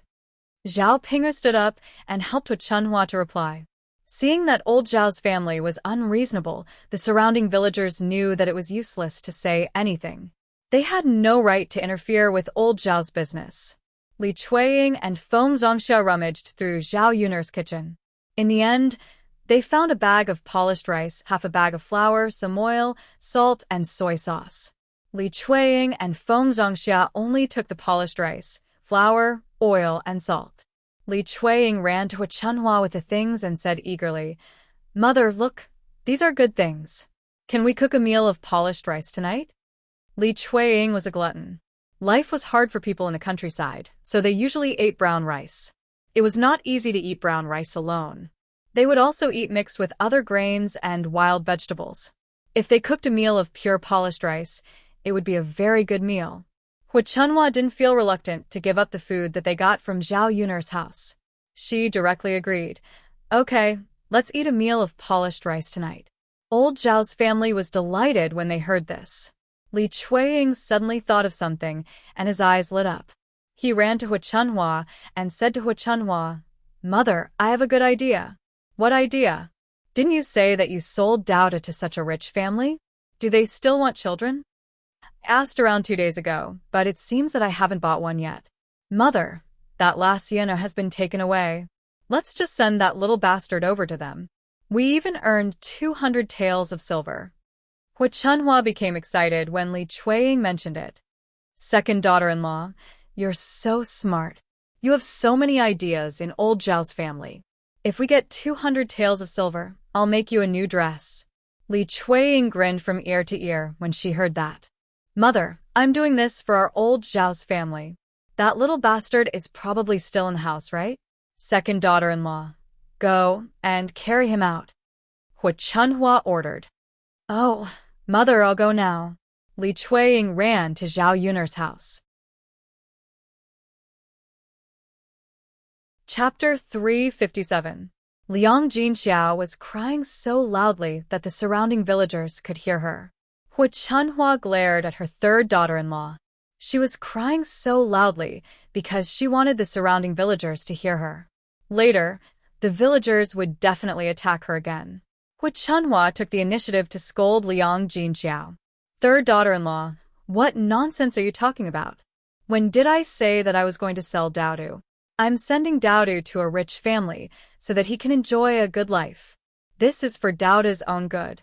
Otherwise, if Yun'er isn't around anymore, old Zhao's family will have to help raise him. Hu Chunhua's words made the surrounding villagers think that she meant that if Zhao Yun'er didn't come back, Daudu would have no one to take care of him. At least someone would be able to raise him if he was given away. If that was the case, then there was no need to criticize her. Outsiders didn't know what was going on, but Liang Jinxiao was well aware. She didn't want to sell him or give him away. If Zhao Yun'er didn't see Daudu when she came back, she would definitely go crazy. Mother, just keep Daudu. You can't give Daudu away. Third daughter-in-law, if you dare to make trouble with me again, I'll ask third brother to divorce you. Hu Chunhua was so angry that she kicked Liang Jinxiao again. She really didn't know what was good for her. Ah! Suddenly, a woman's miserable scream was heard. The person who screamed wasn't Liang Jinxiao, but Li Chueying. Then, everyone saw a person flying out of the house and landing heavily on the ground. Bang! A violent sound was heard. Li Chueying was hit hard. Then, Li Chueying's cries and howls were heard. Everyone was a little confused by the situation in front of them. They had yet to react to what was going on. Didn't he go in to catch the child? Why did Li Chueying fly out? Did he see a ghost? Under everyone's curious gazes, a tall man walked out of the house, followed by a little boy. It was Daudu. The man's face was cold and handsome, and his body exuded a noble and extraordinary temperament. When he appeared in front of the crowd, many people were stunned, especially the young ladies and women who came to join in the fun. They grew up in the countryside and had never seen a handsome man like Mu Lianfeng. Li Chueying struggled on the ground in pain for a while, then shouted in the direction of Hu Chunhua, Mother, Zhao Yun'er, that little B***tsh, is actually hiding a man in her house. Shameless B***tsh. After saying that, Li Chueying continued to groan in pain on the ground. Zhao Yun'er's adulterer dared to hit her. I'll definitely teach him a lesson later. The surrounding villagers also had the same thought as Li Chueying. A man suddenly appeared in Zhao Yun'er's house, so she must be secretly keeping him. They didn't expect Zhao Yun'er to be so shameless and so horny. In the village, they had never seen a woman like Zhao Yun'er who was even willing to keep a man in her house. The villagers who originally sympathized with Zhao Yun'er now felt that no matter what happened, it was God's punishment for Zhao Yun'er's debauchery. Chapter 358. Hearing Hu Chunhua's words, Zhao Wenshi and Zhao Wenshui dashed towards Mu Lianfeng. Mu Lianfeng glanced at Zhao Wenshi and Zhao Wenshui coldly, with disdain in his eyes. When the two of them approached him, he raised his leg and kicked Zhao Wenshi and Zhao Wenshui, sending them flying with a kick. Everyone was shocked and opened their mouths. How could he kick them so easily? It was as easy as blowing off dust. The only explanation was that Mu Lianfeng knew Kung Fu. The villagers had never seen much of the world, and they had never seen anyone who knew Kung Fu. Therefore, in their opinion, anyone who knew Kung Fu was extraordinary and not a simple person. After Zhao Wenshi and Zhao Wenshui were sent flying, Mu Lianfeng took a few steps forward and kicked Li Chueying's mouth hard. He had never hit a woman before. It was the way of a gentleman. A man shouldn't hit a woman. However, accidents could happen. When he met a woman who was too cheap, he didn't need to be soft-hearted at all. One of Li Chueying's teeth was kicked out, and blood kept flowing out. The sound of a pig howling was even more tragic. Mu Lianfeng looked coldly at Li Chueying, who was lying on the ground in pain. He had no sympathy for him at all. With a slight smile, Mu Lianfeng said to Li Chueying, who was lying on the ground, "This is what you get for saying the wrong thing. I hope you will remember it next time." You. Hua Chunhua pointed at Mu Lianfeng angrily. This man was too arrogant. Just as Hua Chunhua was about to incite the villagers, Zhao Xinhui suddenly pulled Hua Chunhua back. "Mother, stop it. He is Prince Shizhi." Hearing Zhao Xinhui's words, Hua Chunhua was shocked. She looked at Mu Lianfeng carefully and suddenly remembered that she had seen him before in Yang City. Her heart couldn't help trembling. If it was someone else, it would be fine, but ordinary people didn't dare to touch Prince Shizhi. "Grandmother, it is Prince Shizhi." Zhao Ping also recognized him and said to Hua Chunhua. She stared straight at Mu Lianfeng with admiration in her eyes. She didn't expect Prince Shizhi to be so handsome, and his kung fu was extraordinary. Mu was the type that women liked. When the surrounding villagers heard Mu Lianfeng was Prince Shizhi, they talked about him even more. Looking at Mu Lianfeng's aura, they didn't doubt him at all. But why did Prince Shizhi come to Zhao Yuner's house? Could it be that Prince Shizhi had an affair with Zhao Yuner? It didn't make sense at all. Maybe Zhao Yuner was Prince Shizhi's mistress? The reason why Zhao Yuner was able to live a good life these days was because of the money given by the prince. The villagers had a lot of wild imaginations, but it was very different from the real situation. Hua Chunhua was afraid that Mu Lianfeng would argue with her. She was so scared that even her legs began to tremble. She walked shakily to Mu Lianfeng and apologized to Mu Lianfeng. "Prince Shizhi, please don't argue with an old woman like me. I was blind and didn't recognize you." Mu Lianfeng stared coldly at Hua Chunhua. He knew what this old woman had done and said when he was in the house.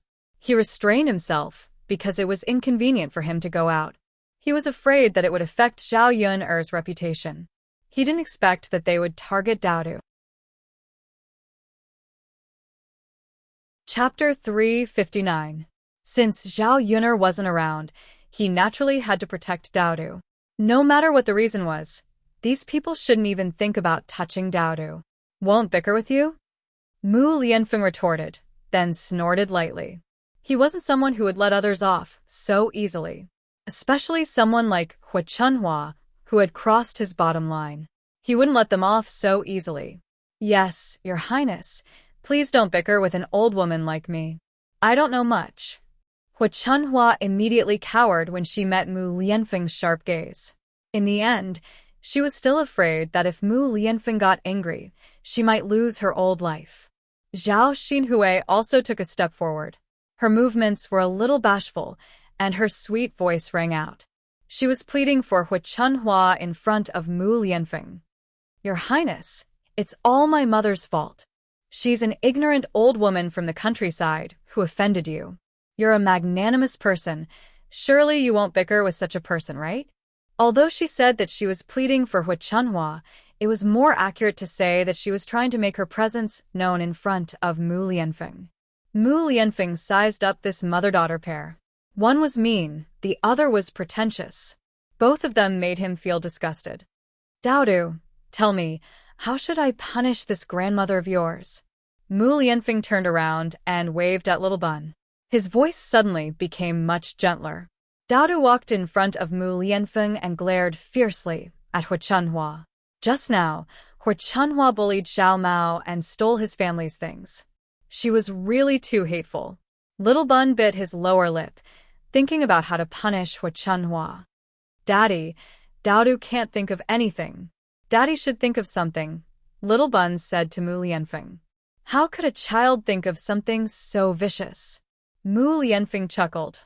All right then, Daddy will think about it. Since she was so good at scolding people, he would sew her mouth shut.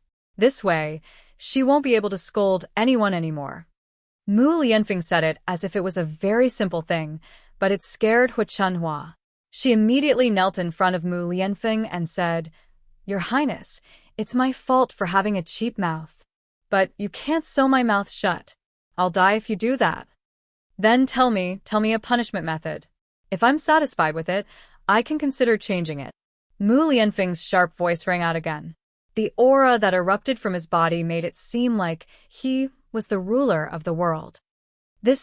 How about I slap myself a few times? Hu Chunhua asked cautiously. Mu Lianfeng did not react at all, which meant that this method would not work. Hu Chunhua was a little anxious. She couldn't bring herself to slap herself, hence, she looked at Zhao Xinhui for help, hoping that her daughter could help her come up with an idea. However, Zhao Xinhui looked at Mu Lianfeng fawningly and said to Mu Lianfeng, Your Highness, my mother's mouth is so smelly. Why don't you make her eat a pile of sh*t? Let's see if she still dares to spout nonsense in the future.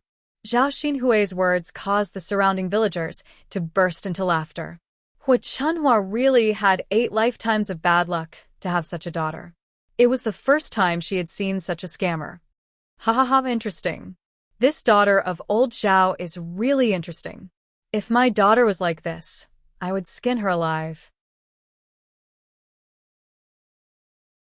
Chapter 360. Who's going to marry his daughter? Each one of them is weirder than the other. Zhao Xinhui has wasted her good looks for nothing. It's as if she's brainless. She's already treating her own mother like this. How can she treat you well after marrying her? Whoever becomes her mother-in-law will be infuriated to death. Ha, Annie Zhao is so pitiful. She doted on her daughter for nothing and treated her like a treasure. Great, now she's here to trick her. The surrounding villagers laughed happily. It was rare to see such a joke. Hu Chunhua was dumbfounded when she heard Zhao Xinhui's words. How could her daughters say such things about her? She asked her to give her advice, but in the end, she tricked her even more. Hu Chunhua was furious, but she couldn't vent her anger on Zhao Xinhui. She muttered in Zhao Xinhui's ear, how could you say such things? How could you let your mother eat shit?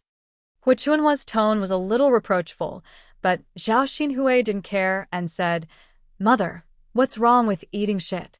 Didn't Yun feed you some last time? If this method isn't vicious, Master Shitzi won't let you off. Don't tell me you want Master Shitzi to sew your mouth shut or lose an arm or a leg. Hu Chunhua was a little frightened by Zhao Xinhui's words. According to Zhao Xinhui, it was indeed better than having her mouth sewed, limbs broken, and having to eat shit.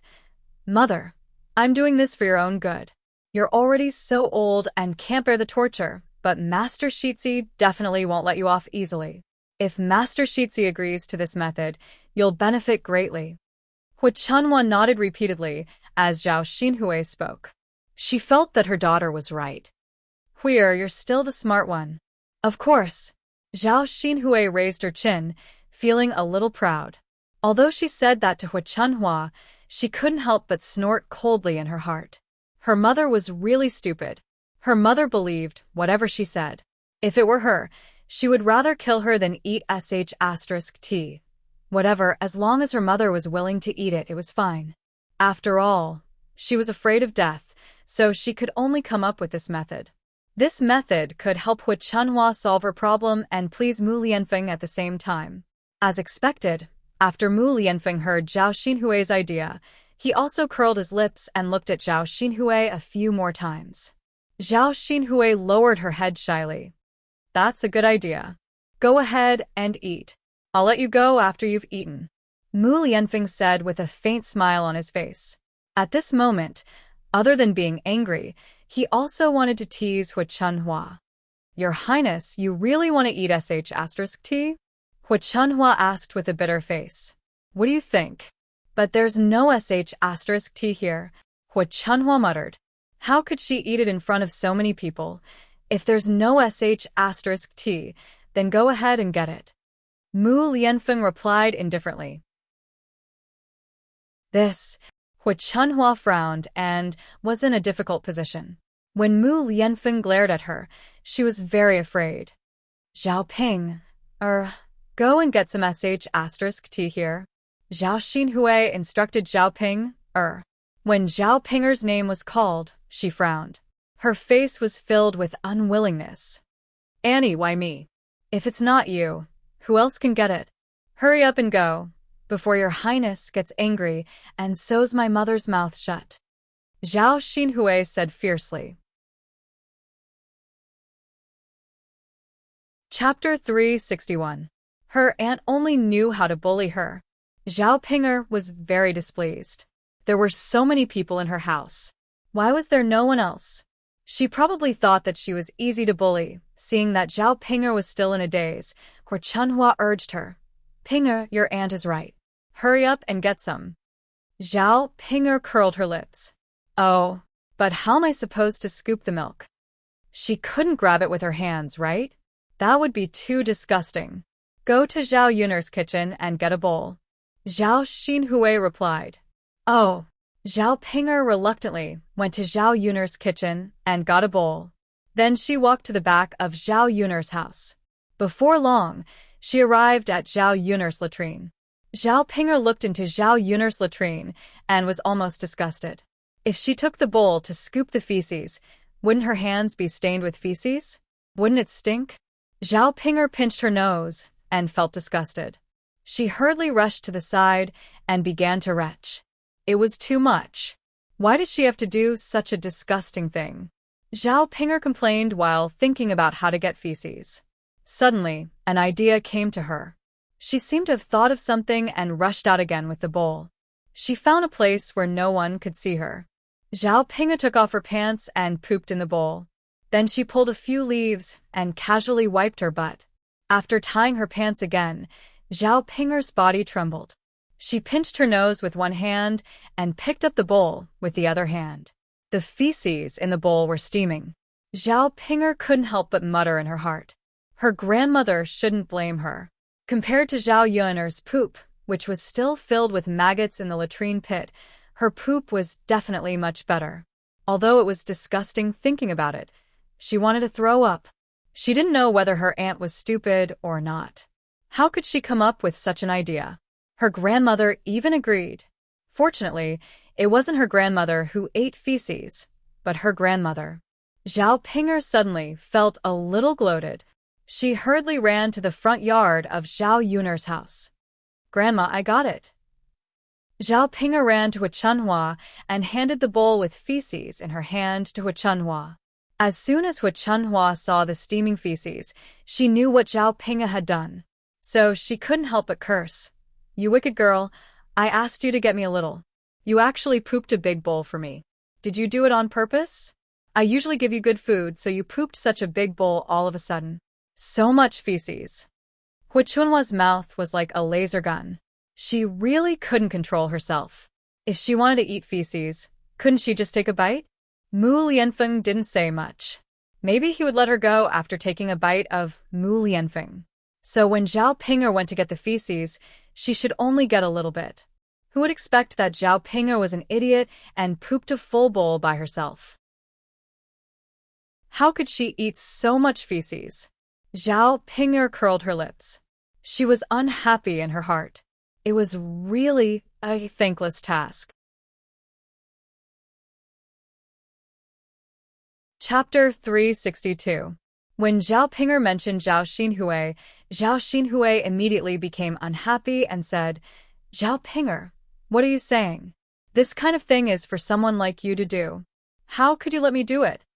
Of course, my Hui. Can't do it. Pinger, you damned girl, I'll deal with you later. Hu Chunhua glared at Zhao Pinger. Zhao Ping knew that she couldn't argue with Hu Chunhua and Zhao Xinhui, so she simply stopped talking. Compared to arguing with Hu Chunhua, it was more enjoyable to watch the show by herself. Hu Chunhua was scolding. Mu Lianfeng raised his eyebrows with displeasure. What are you waiting for? Do you want to eat it or not? Hu Chunhua trembled in fear. She didn't feel anything before, but now she suddenly saw the feces in the bowl. Hu Chunhua was so disgusted that she couldn't eat it. Lord Air, it's too disgusting. I can't eat it, Hu Chunhua said, and turned her head away. She didn't want to look at it, let alone eat it. Do you mean you regret it? Mu Lianfeng cast a fierce glance at Hu Chunhua again, which scared her. Lord Air, I'll eat it. I'll eat it, okay? Hu Chunhua closed her eyes and frowned tightly. She pinched her nose with one hand and moved closer to the bowl. The onlookers almost laughed out loud. They had seen many strange things, but Hu Chunhua was probably the only one who saw someone eat feces in public. It was so interesting. Just when Hu Chunhua's face was getting closer and closer to the bowl, there was a sudden scolding. Old woman, are you really eating feces? Don't you feel ashamed? It was Zhao Baoshan's voice. Zhao Baoshan's tone was full of displeasure. Seeing the laughter of the onlookers and what Hu Chunhua was doing, he really wanted to find a hole to hide in. If she ate feces, old Zhao's family would be laughed at by the villagers for the rest of their lives. He had just heard that something happened to Zhao Yuner, and other members of old Zhao's family were rushing here, so he went to Lu Fugue's place and asked him to come. He thought that as the village chief, Lu Fugue should be able to talk to the soldiers. Maybe he could help Zhao Yuner. He didn't expect that when he finally managed to get Lu Fugue to come over, he would see Hu Chunhua eating sh*t. Hu Chunhua and the other members of the Zhao family regained their senses after hearing Zhao Baoshan's scolding. Old man, Gu Ning said. Hu Chunhua wanted to explain, but Zhao Baoshan stepped forward and directly threw the bowl in Hu Chunhua's hand away. You may be shameless, but I'm not. If you dare to eat feces today, I'll divorce you. Old man, Hu Chunhua wanted to explain again. She didn't want to eat feces, but if she didn't, Prince Shitzi would punish her and she would be killed. She didn't want to die, but she also didn't want her mouth to be sewn shut. After weighing the pros and cons, she made the decision. Without waiting for Hu Chunhua to say anything, Zhao Baoshan vented his anger on the other members of the Zhao family. You guys are really something. Don't you know how to stop her when I'm not around? What are you doing? Aren't you afraid of being laughed at? Old Zhao's family felt aggrieved to be scolded by Zhao Baoshan. Zhao Wenxue said, Father, you can't blame us. We can't stop mother from eating feces. You know my mother's character. That's right, father. Speaking of which, it's more appropriate for you to blame little sister. She was the one who came up with the idea to make mother eat shit. Zhao Wenxue also interjected, pushing all the blame onto Zhao Xinhui. Sorry, I can't control myself. Why did I write these things? By the way, I want to ask for your votes. Normally, there will be 4 chapters. Chapter 363. Zhao Baoshan's resentful gaze landed on Zhao Xinhui. Zhao Xinhui was also a little frightened by Zhao Baoshan's glare. He muttered, Father, I'm doing this for mother, aren't I? The heir apparent said to sew her mouth shut, so this is the only way. We can't let mother die, right? Hu Chunhua also hurriedly replied, That's right, old man. You can't blame Hui-er. Hui-er is doing this for my own good. Zhao Baoshan glared at the mother and daughter pair, Hu Chunhua and Zhao Xinhui, as if they had failed to meet his expectations. Their brains were simply filled with sh*t. It would be better to sew their mouths shut than to do such a shameful thing in front of the entire village. Hu Chunhua and Zhao Xinhui were so frightened that they did not dare to say anything. Zhao Baoshan was the most powerful person in the family, so they had to listen to Zhao Baoshan at all times. Zhao Tianxue asked, Father, what should we do now? Zhao Baoshan snorted softly and walked over to Mu Lianfeng. They say that you are the heir apparent, but who can prove that you are the heir apparent? It's not good to treat my wife like this, is it? Mu Lianfeng sized up Zhao Baoshan. This old man was somewhat different. He was smarter than the rest of old Zhao's family. Zhao Xinhui and Zhao Ping hurriedly said, Father, he is the heir apparent. That's right, master. He is the heir apparent. I've known for a long time. Regardless of whether he was the heir apparent or not, Zhao Baoshan could not admit that Mu Lianfeng was the heir apparent. Otherwise, with his wife's temper, she would be so frightened that she would eat *T in front of the villagers. Even he would not be able to stop her. Zhao Baoshan glared at Zhao Xinhui and Zhao Ping. Shut up, you two. At this moment, Lu Fugui also walked over. Lu Fugui was different from the other villagers. He had more considerations. Like Zhao Baoshan, he questioned Mu Lianfeng's identity. Right now, we don't know if you are the heir, so we can't cause trouble in our Changfeng village. If the people of our village have offended you in any way, you can settle the score with them in the future, Lu Fugui said.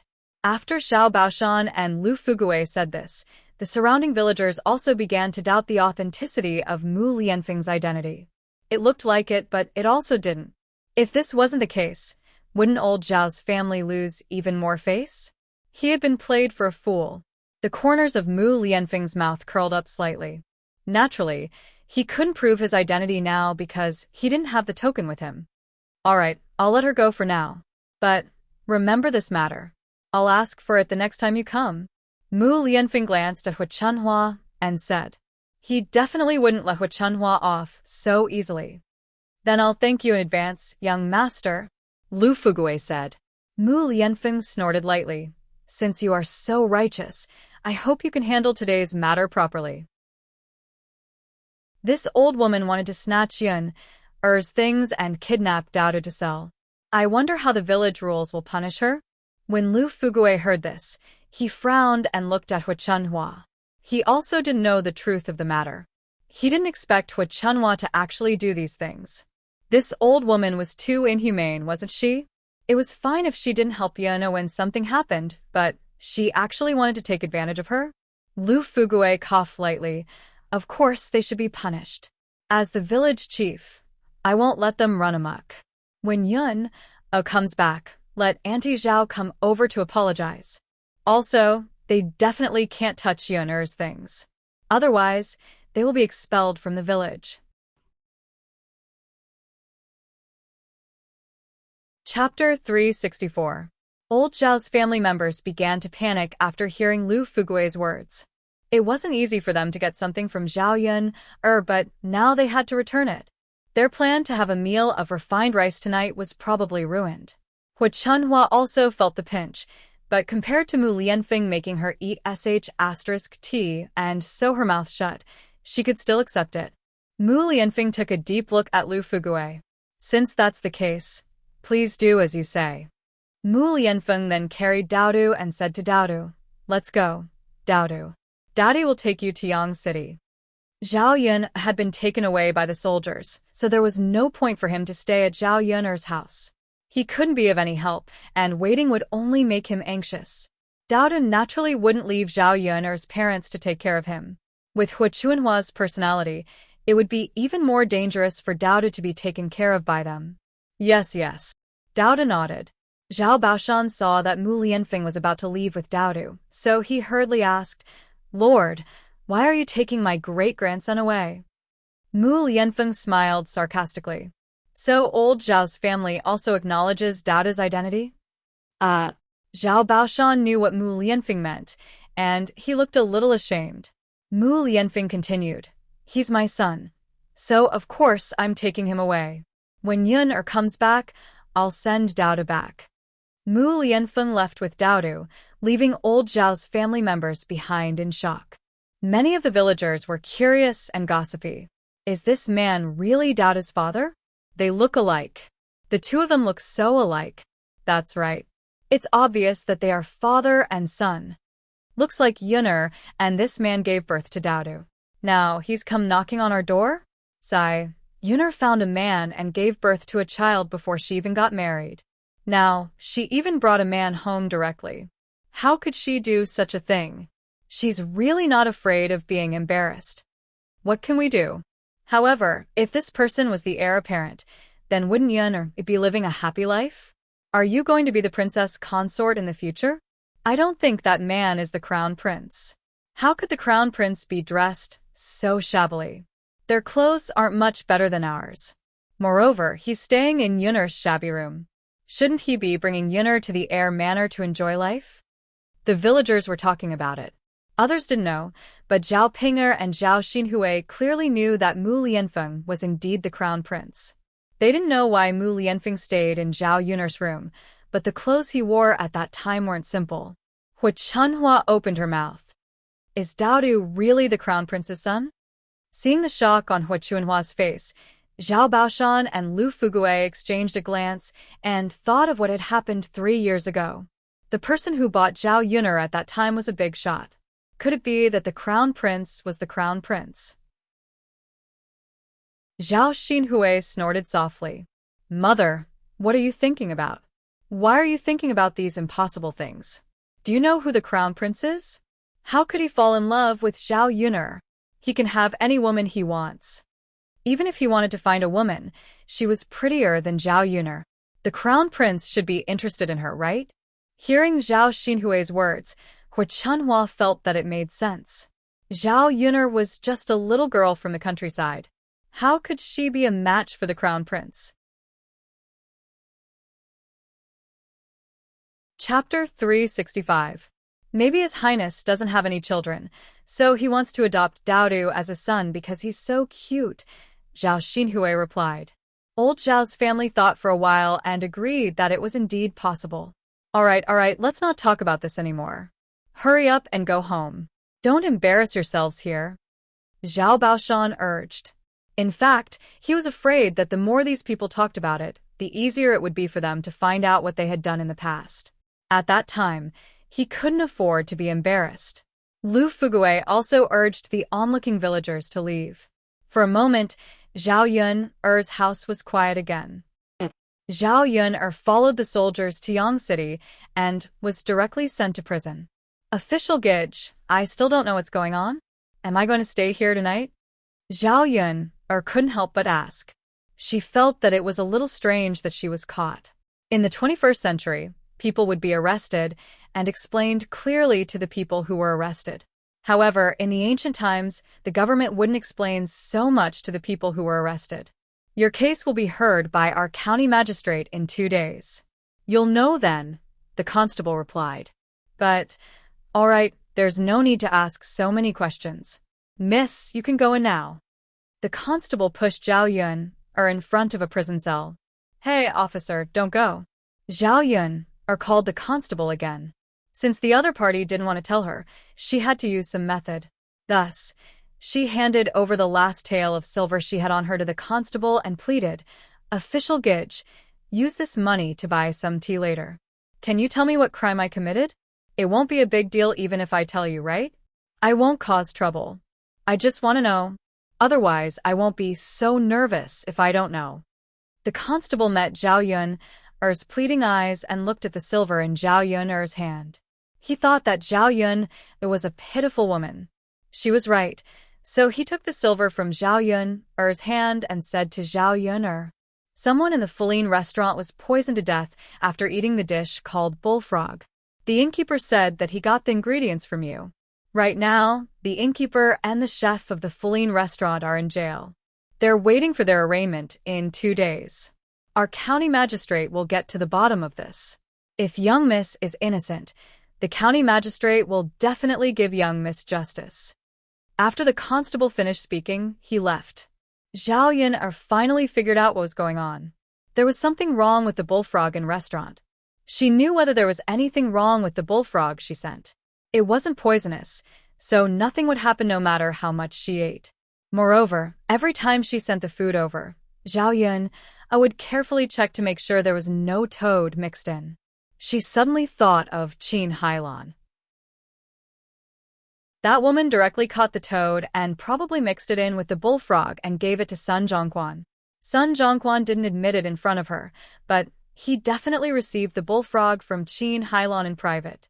Zhao Yun'er wasn't angry that Sun Zhongquan received the food from Qin Hailan.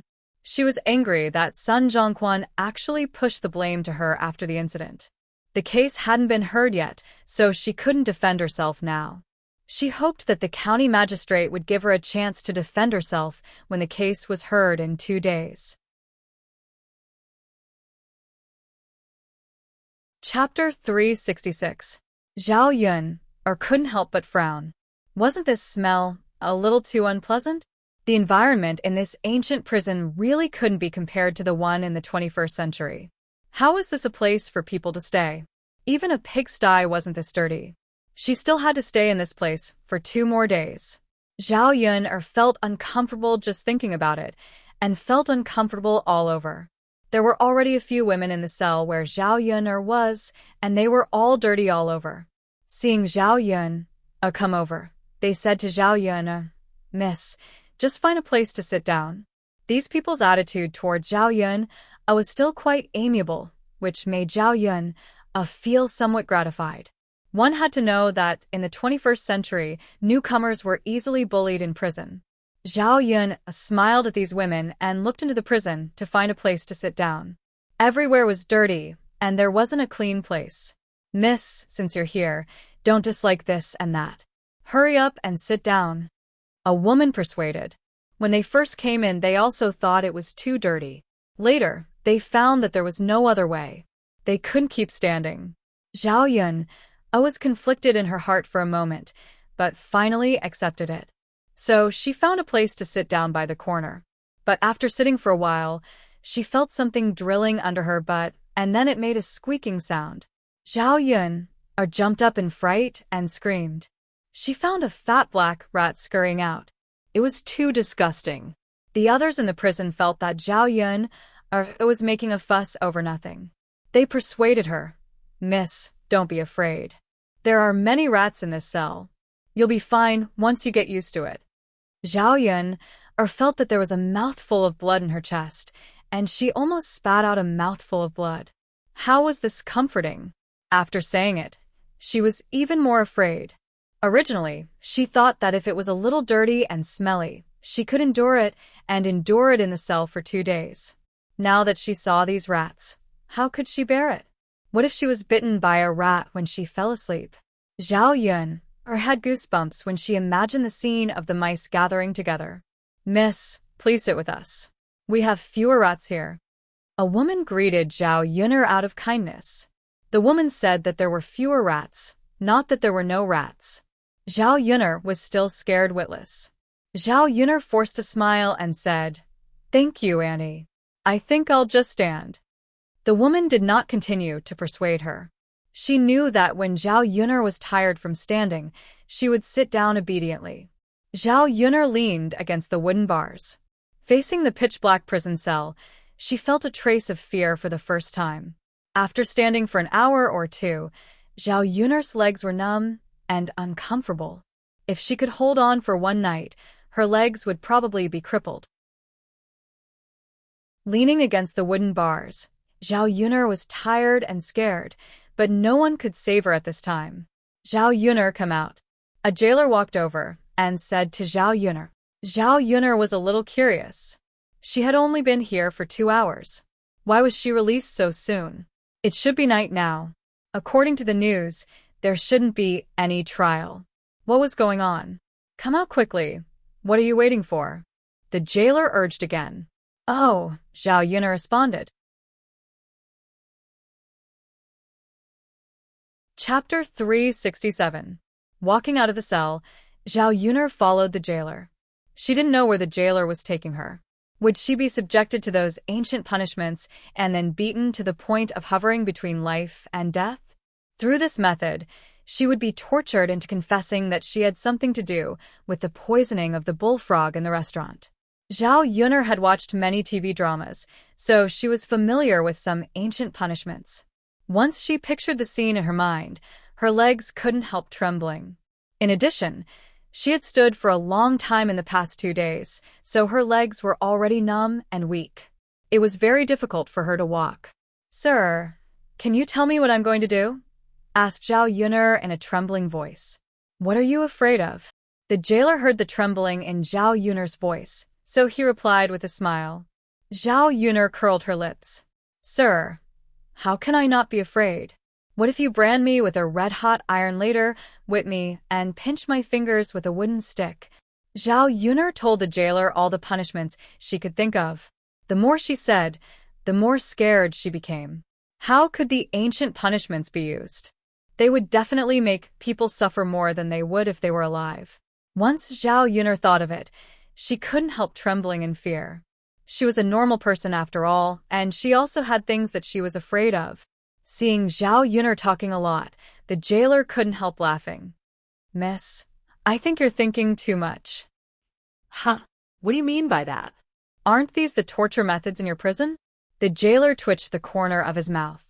The punishments in our prison are much scarier than what you've just said. What? Hearing that, Zhao Yun'er was even more scared. Seeing Zhao Yun'er's pale face, the jailer hurriedly explained, "Who told you that you're going to be punished? Isn't it?" "No, miss, you're lucky. They're going to let you go." Zhao Yun'er was puzzled. "Little brother, why did you let me go? Could it be that my innocence has been proven?" The jailer had been working in prison for so many years, but he had never seen a woman like Zhao Yun'er. He didn't feel annoyed at all. Instead, he felt that Zhao Yun'er was very interesting. The jailer shook his head. "No, miss, it's Lord Shitzi who wants to let you go, so you don't have to stay in prison tonight." Hearing Mu Lianfeng's name, Mu Lianfeng was surprised. She didn't expect Mu Lianfeng to come to save her so soon. But, am I going out just like that? The jailer felt that Zhao Yun had a lot of questions, but he still patiently explained, "What is the identity of the heir? How could we, the government, not give them face when they ask for it? But your case still has to be tried. Lord Shitzi promises that he will send you here on the day of the trial." Zhao Yun'er nodded. "So that's how it is." The purpose of detention was to prevent criminals from escaping in advance. Since they could guarantee that they would be present during the trial, it didn't matter whether they were in the prison or in the Shitzi's residence. The jailer couldn't help but look Zhao Yun'er up and down. "Miss, you look quite ordinary. I didn't expect you to be related to Lord Shitzi." You're really something. Zhao Yun'er smiled awkwardly. "I just happened to help Lord Shitzi with a small favor." Chapter 368. "Oh, okay." Zhao Yun'er nodded. Just as she was about to quicken her pace, her legs started to hurt even more. She had been standing there for too long and had to start walking before she could rest. Ouch! Zhao Yun'er walked and walked. Suddenly she fell down and fell to the ground. The jailer hurriedly asked, "Miss, are you all right?" Zhao Yun'er shook her head and hammered her legs. "I'm fine. It's just that my legs don't listen to me and I can't walk properly.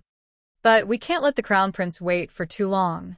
Miss, come, let me help you," the jailer said as he came over to help Zhao Yun'er. "Thank you, brother." "You're welcome," the jailer replied. In fact, he was usually not so patient with prisoners. Today, he had a good impression of Zhao Yun'er. Moreover, Zhao Yun'er was the crown prince's woman, so he was a little more polite. The jailer walked Zhao Yun'er to the door of the prison. Mu Lianfeng was standing outside the door. After Mu Lianfeng returned to the crown prince's residence, he changed into a new set of clothes. The purple brocade robe enhanced his temperament. That handsome appearance could not help but attract Zhao Yun'er's attention. This man was really a demon. When he was in her house, his clothes were a little tattered, and she did not feel much. Now that he had changed into a new set of clothes, his original handsomeness and temperament appeared again. Sure enough, it was better for Mu Lianfeng to stay in Yang City. What had she done to him in her house? A peerless, handsome man was holed up in her shabby, thatched hut. No matter how handsome he was, he would be overshadowed. When Mu Lianfeng saw Zhao Yun'er, he was a little excited. But when he saw the jailer holding Zhao Yun'er's arm, his eyes immediately darkened.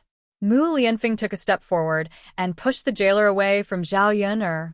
The prison guard still had not figured out what had happened. He lay on the ground with a confused look on his face. Zhao Yun'er was also stunned. Why did Mu Lianfeng bully people? Before Zhao Yun'er and the jailer could figure out what had happened, Mu Lianfeng's stern voice sounded. "What did you do to Yun'er? Is this an abuse of power? Tell me." The jailer was so frightened by Mu Lianfeng's cold voice that he trembled. He knelt on the ground and said to Mu Lianfeng, "Your Highness, you've wronged me. I really didn't do that. We didn't abuse the law." Zhao Yunna looked at Mu Lianfeng's angry face. It turned out that he cared about her and was afraid that she would be wronged. She felt a little happy in her heart. Young Master Mu, they really didn't torture me. You misunderstood. Zhao Yunna helped the prison guard to explain. Then Mu Lianfeng looked at Zhao Yunna and frowned. I've been standing in the prison for a long time, so my legs hurt so much that I can't walk properly. It's all thanks to this little brother's help that I can walk out. Seeing that Zhao Yunna was helping him to explain, the prison guard also cast a grateful look at Zhao Yunna. Mu Lianfeng was silent for a moment. Then, he suddenly took a step forward and directly carried Zhao Yunna. Zhao Yunna's feet left the ground in an instant. In a panic, she hugged Mu Lianfeng and pressed her face against Mu Lianfeng's chest. Young Master Mu, Zhao Yunna looked at Mu Lianfeng in surprise. She didn't know what Mu Lianfeng meant. Since your legs can't move, I'll carry you, Mu Lianfeng explained.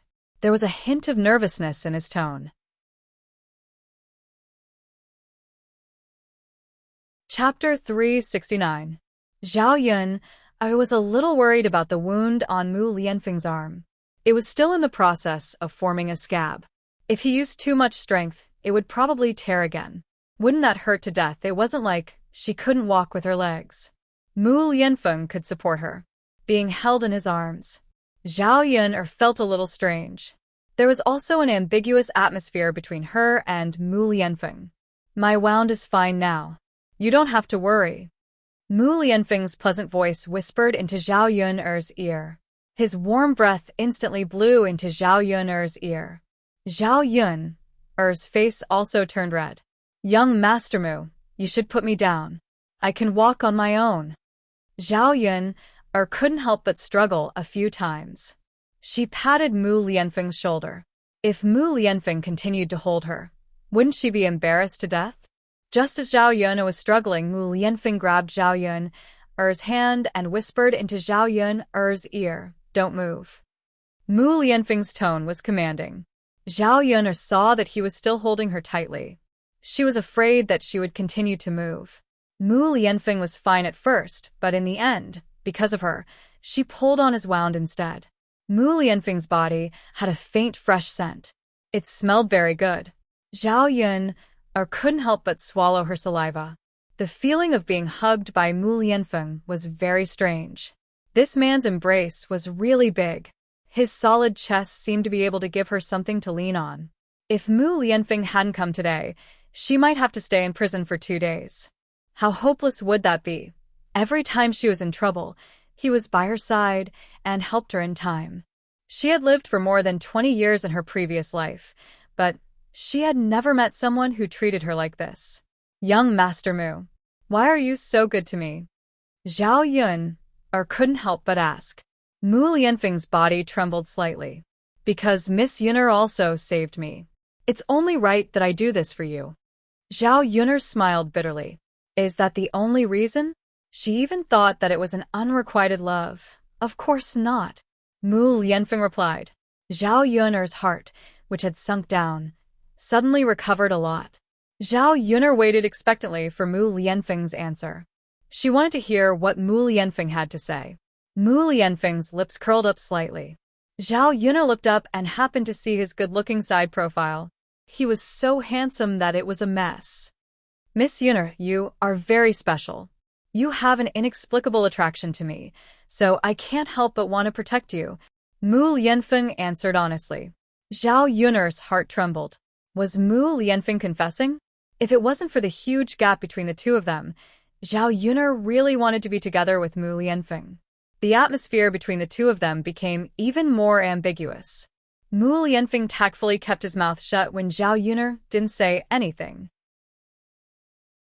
If Zhao Yunner didn't have any feelings for him, the more he said, the harder it would be to get along with her in the future. After a while, Mu Lianfeng carried her into the carriage. The carriage belonged to the heir apparent's residence. They had specially come to pick up Zhao Yunner. Zhao Yunner couldn't help but ask, Young Master Mu, am I really going to stay at the heir apparent's residence tonight? Mu Lianfeng nodded. Yes, where else would Miss Yunner go?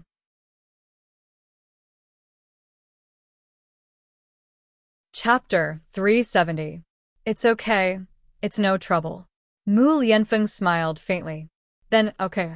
It was good that it was not troublesome.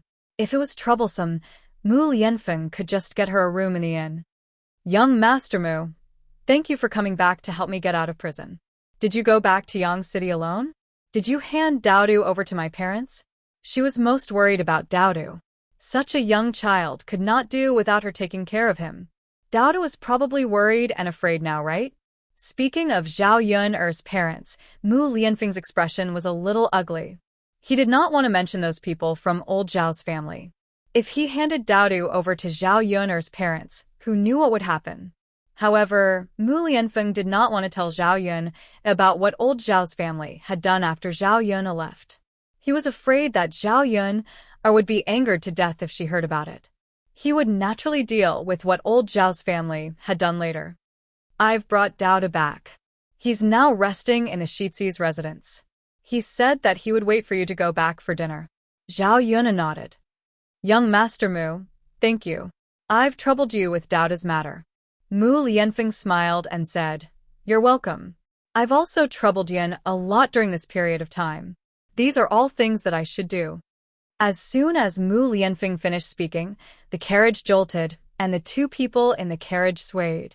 Zhao Yun suddenly fell towards Mu Lianfeng.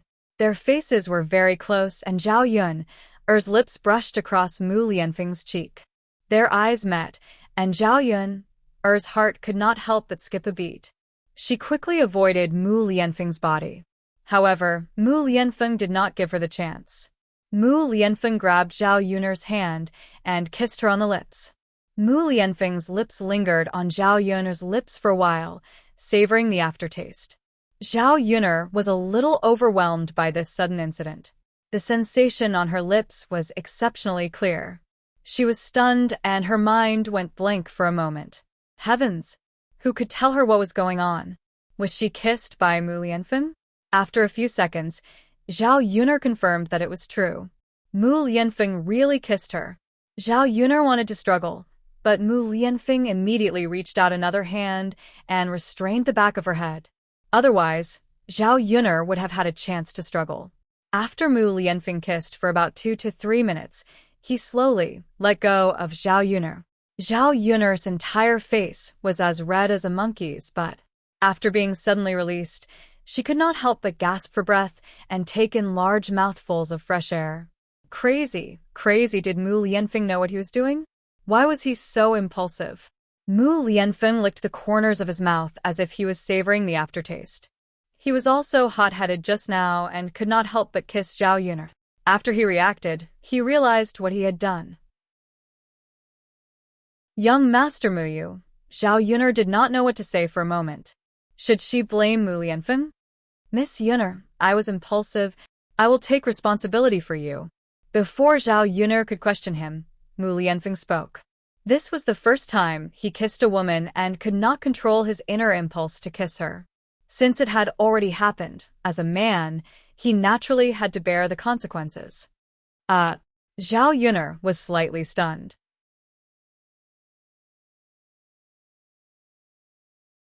Chapter 371. Miss Yun'er, since I've kissed you, I'll take responsibility for you. Men and women shouldn't touch each other, so we're not husband and wife. We shouldn't be so intimate. Yun'er, shall I marry you? This was the second time Mu Lianfeng had said this. The last time, he was half joking.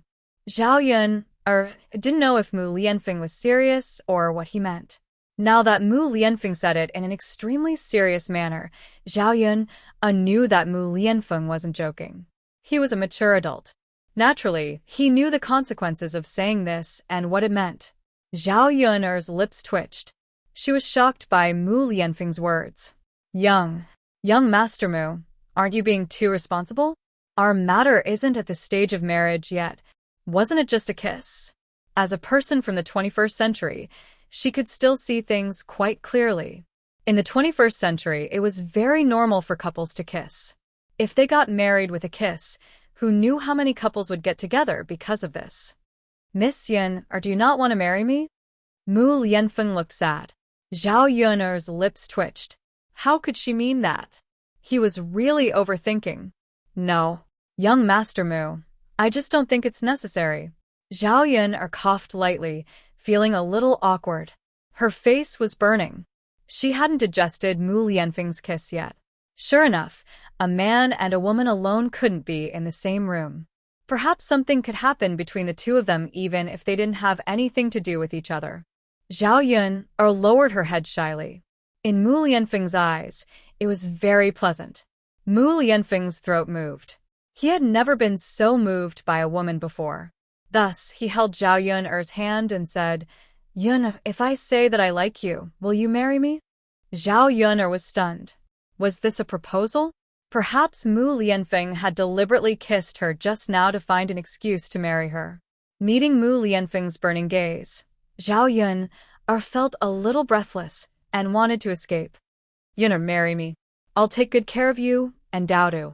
Mu Lianfeng's voice rang in Zhao Yun's ears again. This sentence was like a promise.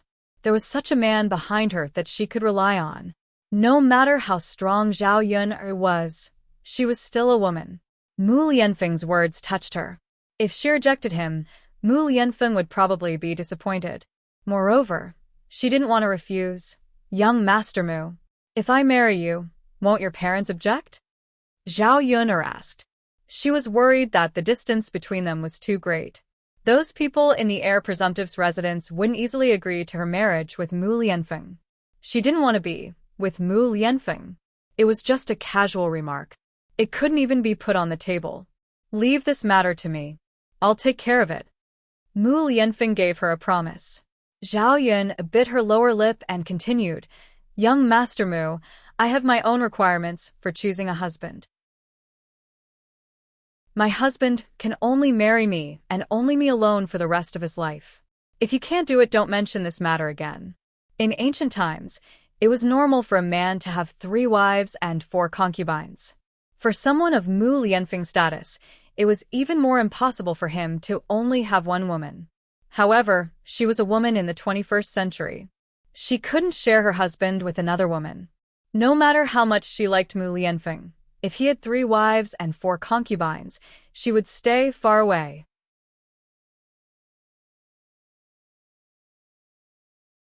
Chapter 372. Other than Zhao Yun, he felt that there shouldn't be any other woman who could make him feel special and walk into his heart. Mu Lianfeng really answered straightforwardly. Then, about our marriage, we'll talk about it after you've settled it. Zhao Yun didn't know how to face Mu Lianfeng for a moment. Were the two of them officially in a relationship? Trust me, Yun.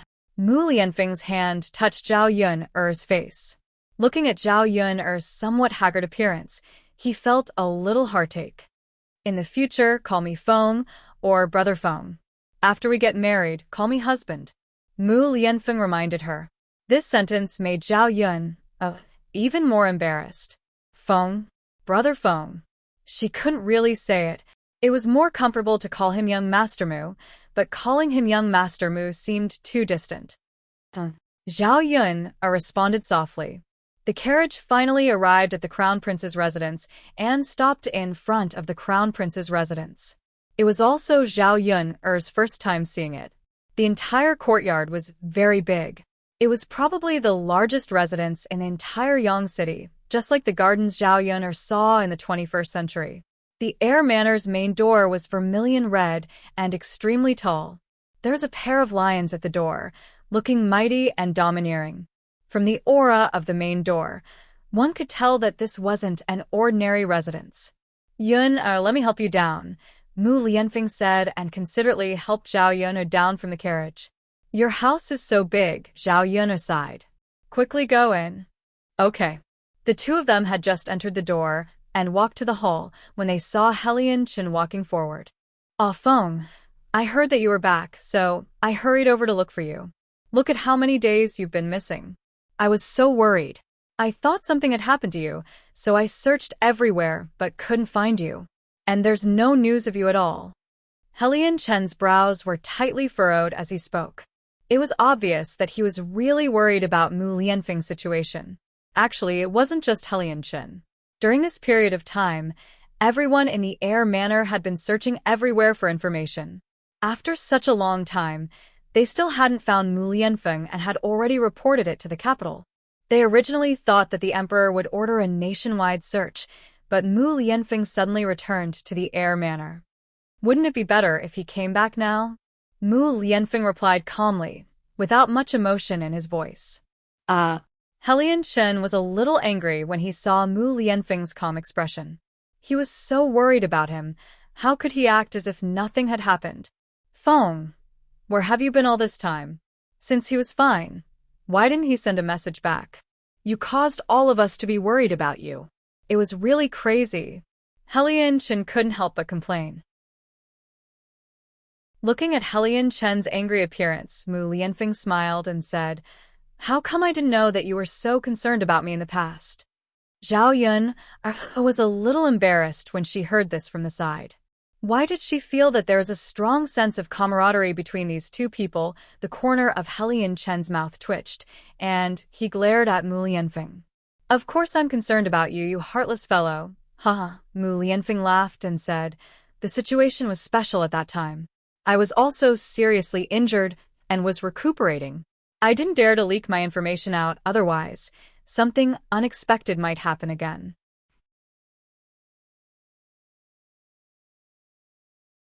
Chapter 373. Zhao Yun couldn't help but laugh at Helian Chen's bashfulness. Why did she feel that Helian Chen was like a girl when she looked at him? It felt like a little wife blaming her husband. If Mu Lianfeng married her, would Helian Chen really not be angry? Would he be jealous of her? She did not want to fight with a man for another man. She hoped that she would not think too much. Mu Lianfeng snorted and sucked in a breath of cold air. Helian Chen and Zhao Yun hurriedly asked, Feng, what's wrong? Are you okay? Mu Lianfeng, are you okay? Mu Lianfeng frowned and looked like he was in pain. My chest hurts. Zhao Yun knew that Mu Lianfeng's chest was still injured. Helian Chen's punch should not have been light. He must have hit Mu Lianfeng's old wound. Are there any herbs here? Let me bandage it for you quickly. The old wound on your chest should have torn. You have to be careful next time, Zhao Yun said. Helian Chen was also a little panicked. If he knew that his punch had injured Mu Lianfeng, he would not have hit him. Yes. Bandage it quickly. Helian Chen looked at Zhao Yun after he finished speaking. He had been paying attention to Mu Lianfeng and did not notice that Zhao Yun had also returned with Mu Lianfeng. Helian Chen was stunned. He pointed at Zhao Yun and said, Why is Miss Yun here too? Zhao Yun nodded at Mu Lianfeng. This time I was being hunted down. It was all thanks to Yun who saved me.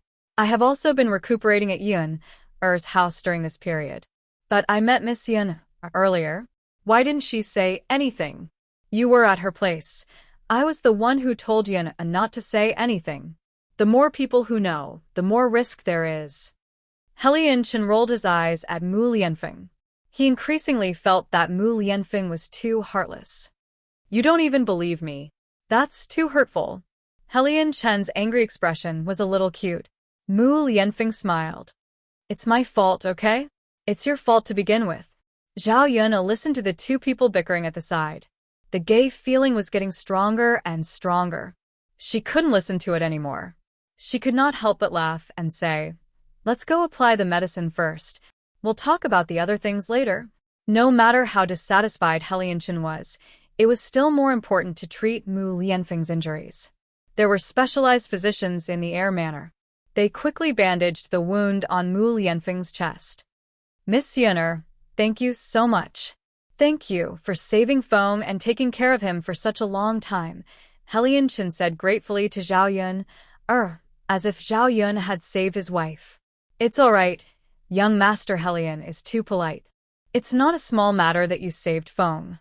Later, the entire Air Manor will definitely run over to thank you, especially Madame Mu.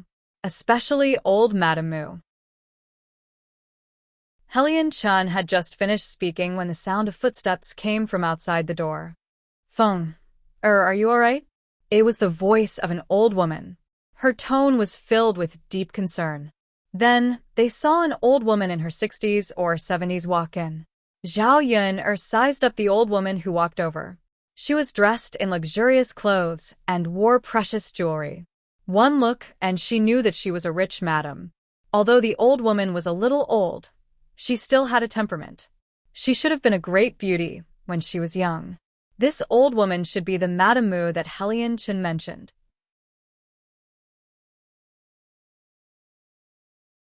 Chapter 374. Grandma. Mu Lianfeng greeted old Madame Mu affectionately when he saw her. Old Madame Mu was probably the most anxious person when he was not around these past few days. Mu Lianfeng noticed that old Madame Mu seemed to have become more haggard. There were a few strands of white hair on her temples. Feng, you're finally back. If you didn't come back, I'm afraid that I wouldn't be able to live on. Old Madame Mu took out a handkerchief and wiped the corners of her eyes. Shitzi Manor had only one heir. If anything happened to Mu Lianfeng, Shitzi Manor would have no descendants. Grandma, I'm back, right? Don't worry. Mu Lianfeng comforted her. Old Madame Mu nodded while sobbing. Yes, it's good that you're back. It's good that my Feng is back. Old Madam, you have to thank Miss Yun, for Feng's safe return. Helian Chen pointed at Zhao Yun, and quickly helped Zhao Yun, to claim the credit. Old Madame Mu's attention then fell on Zhao Yun. She sized up Zhao Yun, and saw Zhao Yun's clothes. She guessed that Zhao Yun was a little girl from the countryside. But regardless of Zhao Yun's identity, she should be grateful since Zhao Yun saved Mu Lianfeng. So she said to Zhao Yun, Thank you, miss. I'll ask the servants to give you 500 taels of silver as thanks. Tomorrow, I'll ask the servants to send you back. If you have any other requests, such as food, drinks, clothes, and necessities, just let me know. I'll ask the servants to buy them all. Old Madame Mu's way of thanking people was to use money. But she felt that Zhao Yun's clothes were shabby and her family should be poor. She should lack these things the most. Zhao Yun felt uncomfortable when she heard that. What did old Madame Mu mean? She saved Mu Lianfeng because Mu Lianfeng had helped her before, not because of money. A stiff smile appeared at the corner of her mouth. Thank you, old madam, but you don't have to give these things to Yuner. Although Yuner saved young Master Mu also helped me a lot before. Old Madame Mu was stunned. She frowned and said, Miss, are you not satisfied with my arrangement? If you have any requests, feel free to let me know. My residence will definitely satisfy you. Zhao Yuner quickly waved her hand. Old madam, you misunderstood me. I don't need any reward. Old Madame Mu couldn't help but take a few more glances at Zhao Yuner. She still did not understand this woman. Why didn't he want the money? Then what did she want? What was she planning? Old Madame Mu didn't believe that Zhao Yuner didn't want to gain any benefits. She had seen many scheming women. In her opinion, Zhao Yuner must want to gain more benefits. Miss, although you saved my grandson, you can't go too far. We can give you the money, but don't even think about having any ideas about my grandson. Don't think about being his concubine. Even if we have a maid in the same room, it's not something a country girl can do. Old Madame Mu said to Zhao Yuner. She told her the guess in her heart. She looked at Zhao Yuner with disgust. Zhao Yuner was really angered by old Madame Mu's words this time. What was this old woman talking about?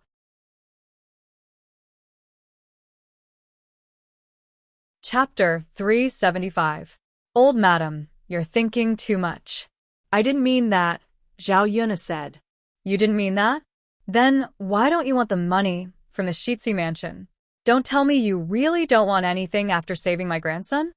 Old Madame Mu asked in disbelief. Zhao Yun twitched the corner of her mouth. She felt that it was a little ironic. She had not married Mu Lianfeng yet, but old Madame Mu looked down on her and treated her like this.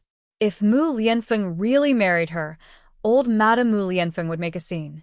She knew that in this era, there was a big gap between the two people's status, but she did not expect it to be like this.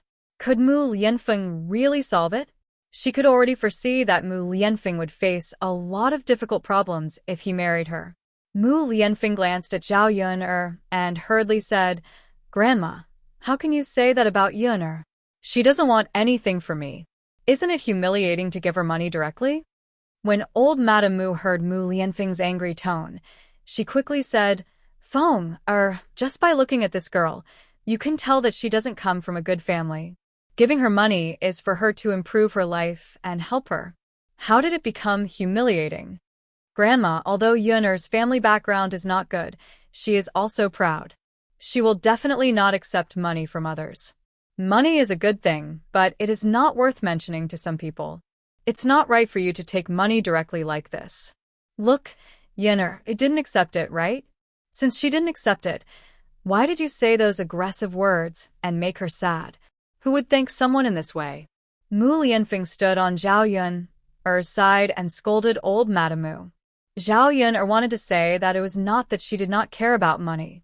She was working hard to do business, now just to earn more money, and live a good life with Daodu. She refused not because of her pride, but because she did not think that Mu Lianfeng owed her a favor. On the contrary, Mu Lianfeng helped her a little more. This time, if it were not for Mu Lianfeng, she was afraid that she would still be in the dark and dirty prison in fear. After hearing Mu Lianfeng's words, old Madame Mu realized that her words were harsh. But that was what she thought. Her grandson was angry. She could not continue to lose her temper in front of Zhao Yun'er. Anyway, as long as she was here, Zhao Yun'er wouldn't have any bad thoughts about her grandson. Okay. It's Grandma's fault. Grandma shouldn't have said that. But she saved you. Tell me, how should I repay her? You can't really do nothing, right? Old Madame Mu asked.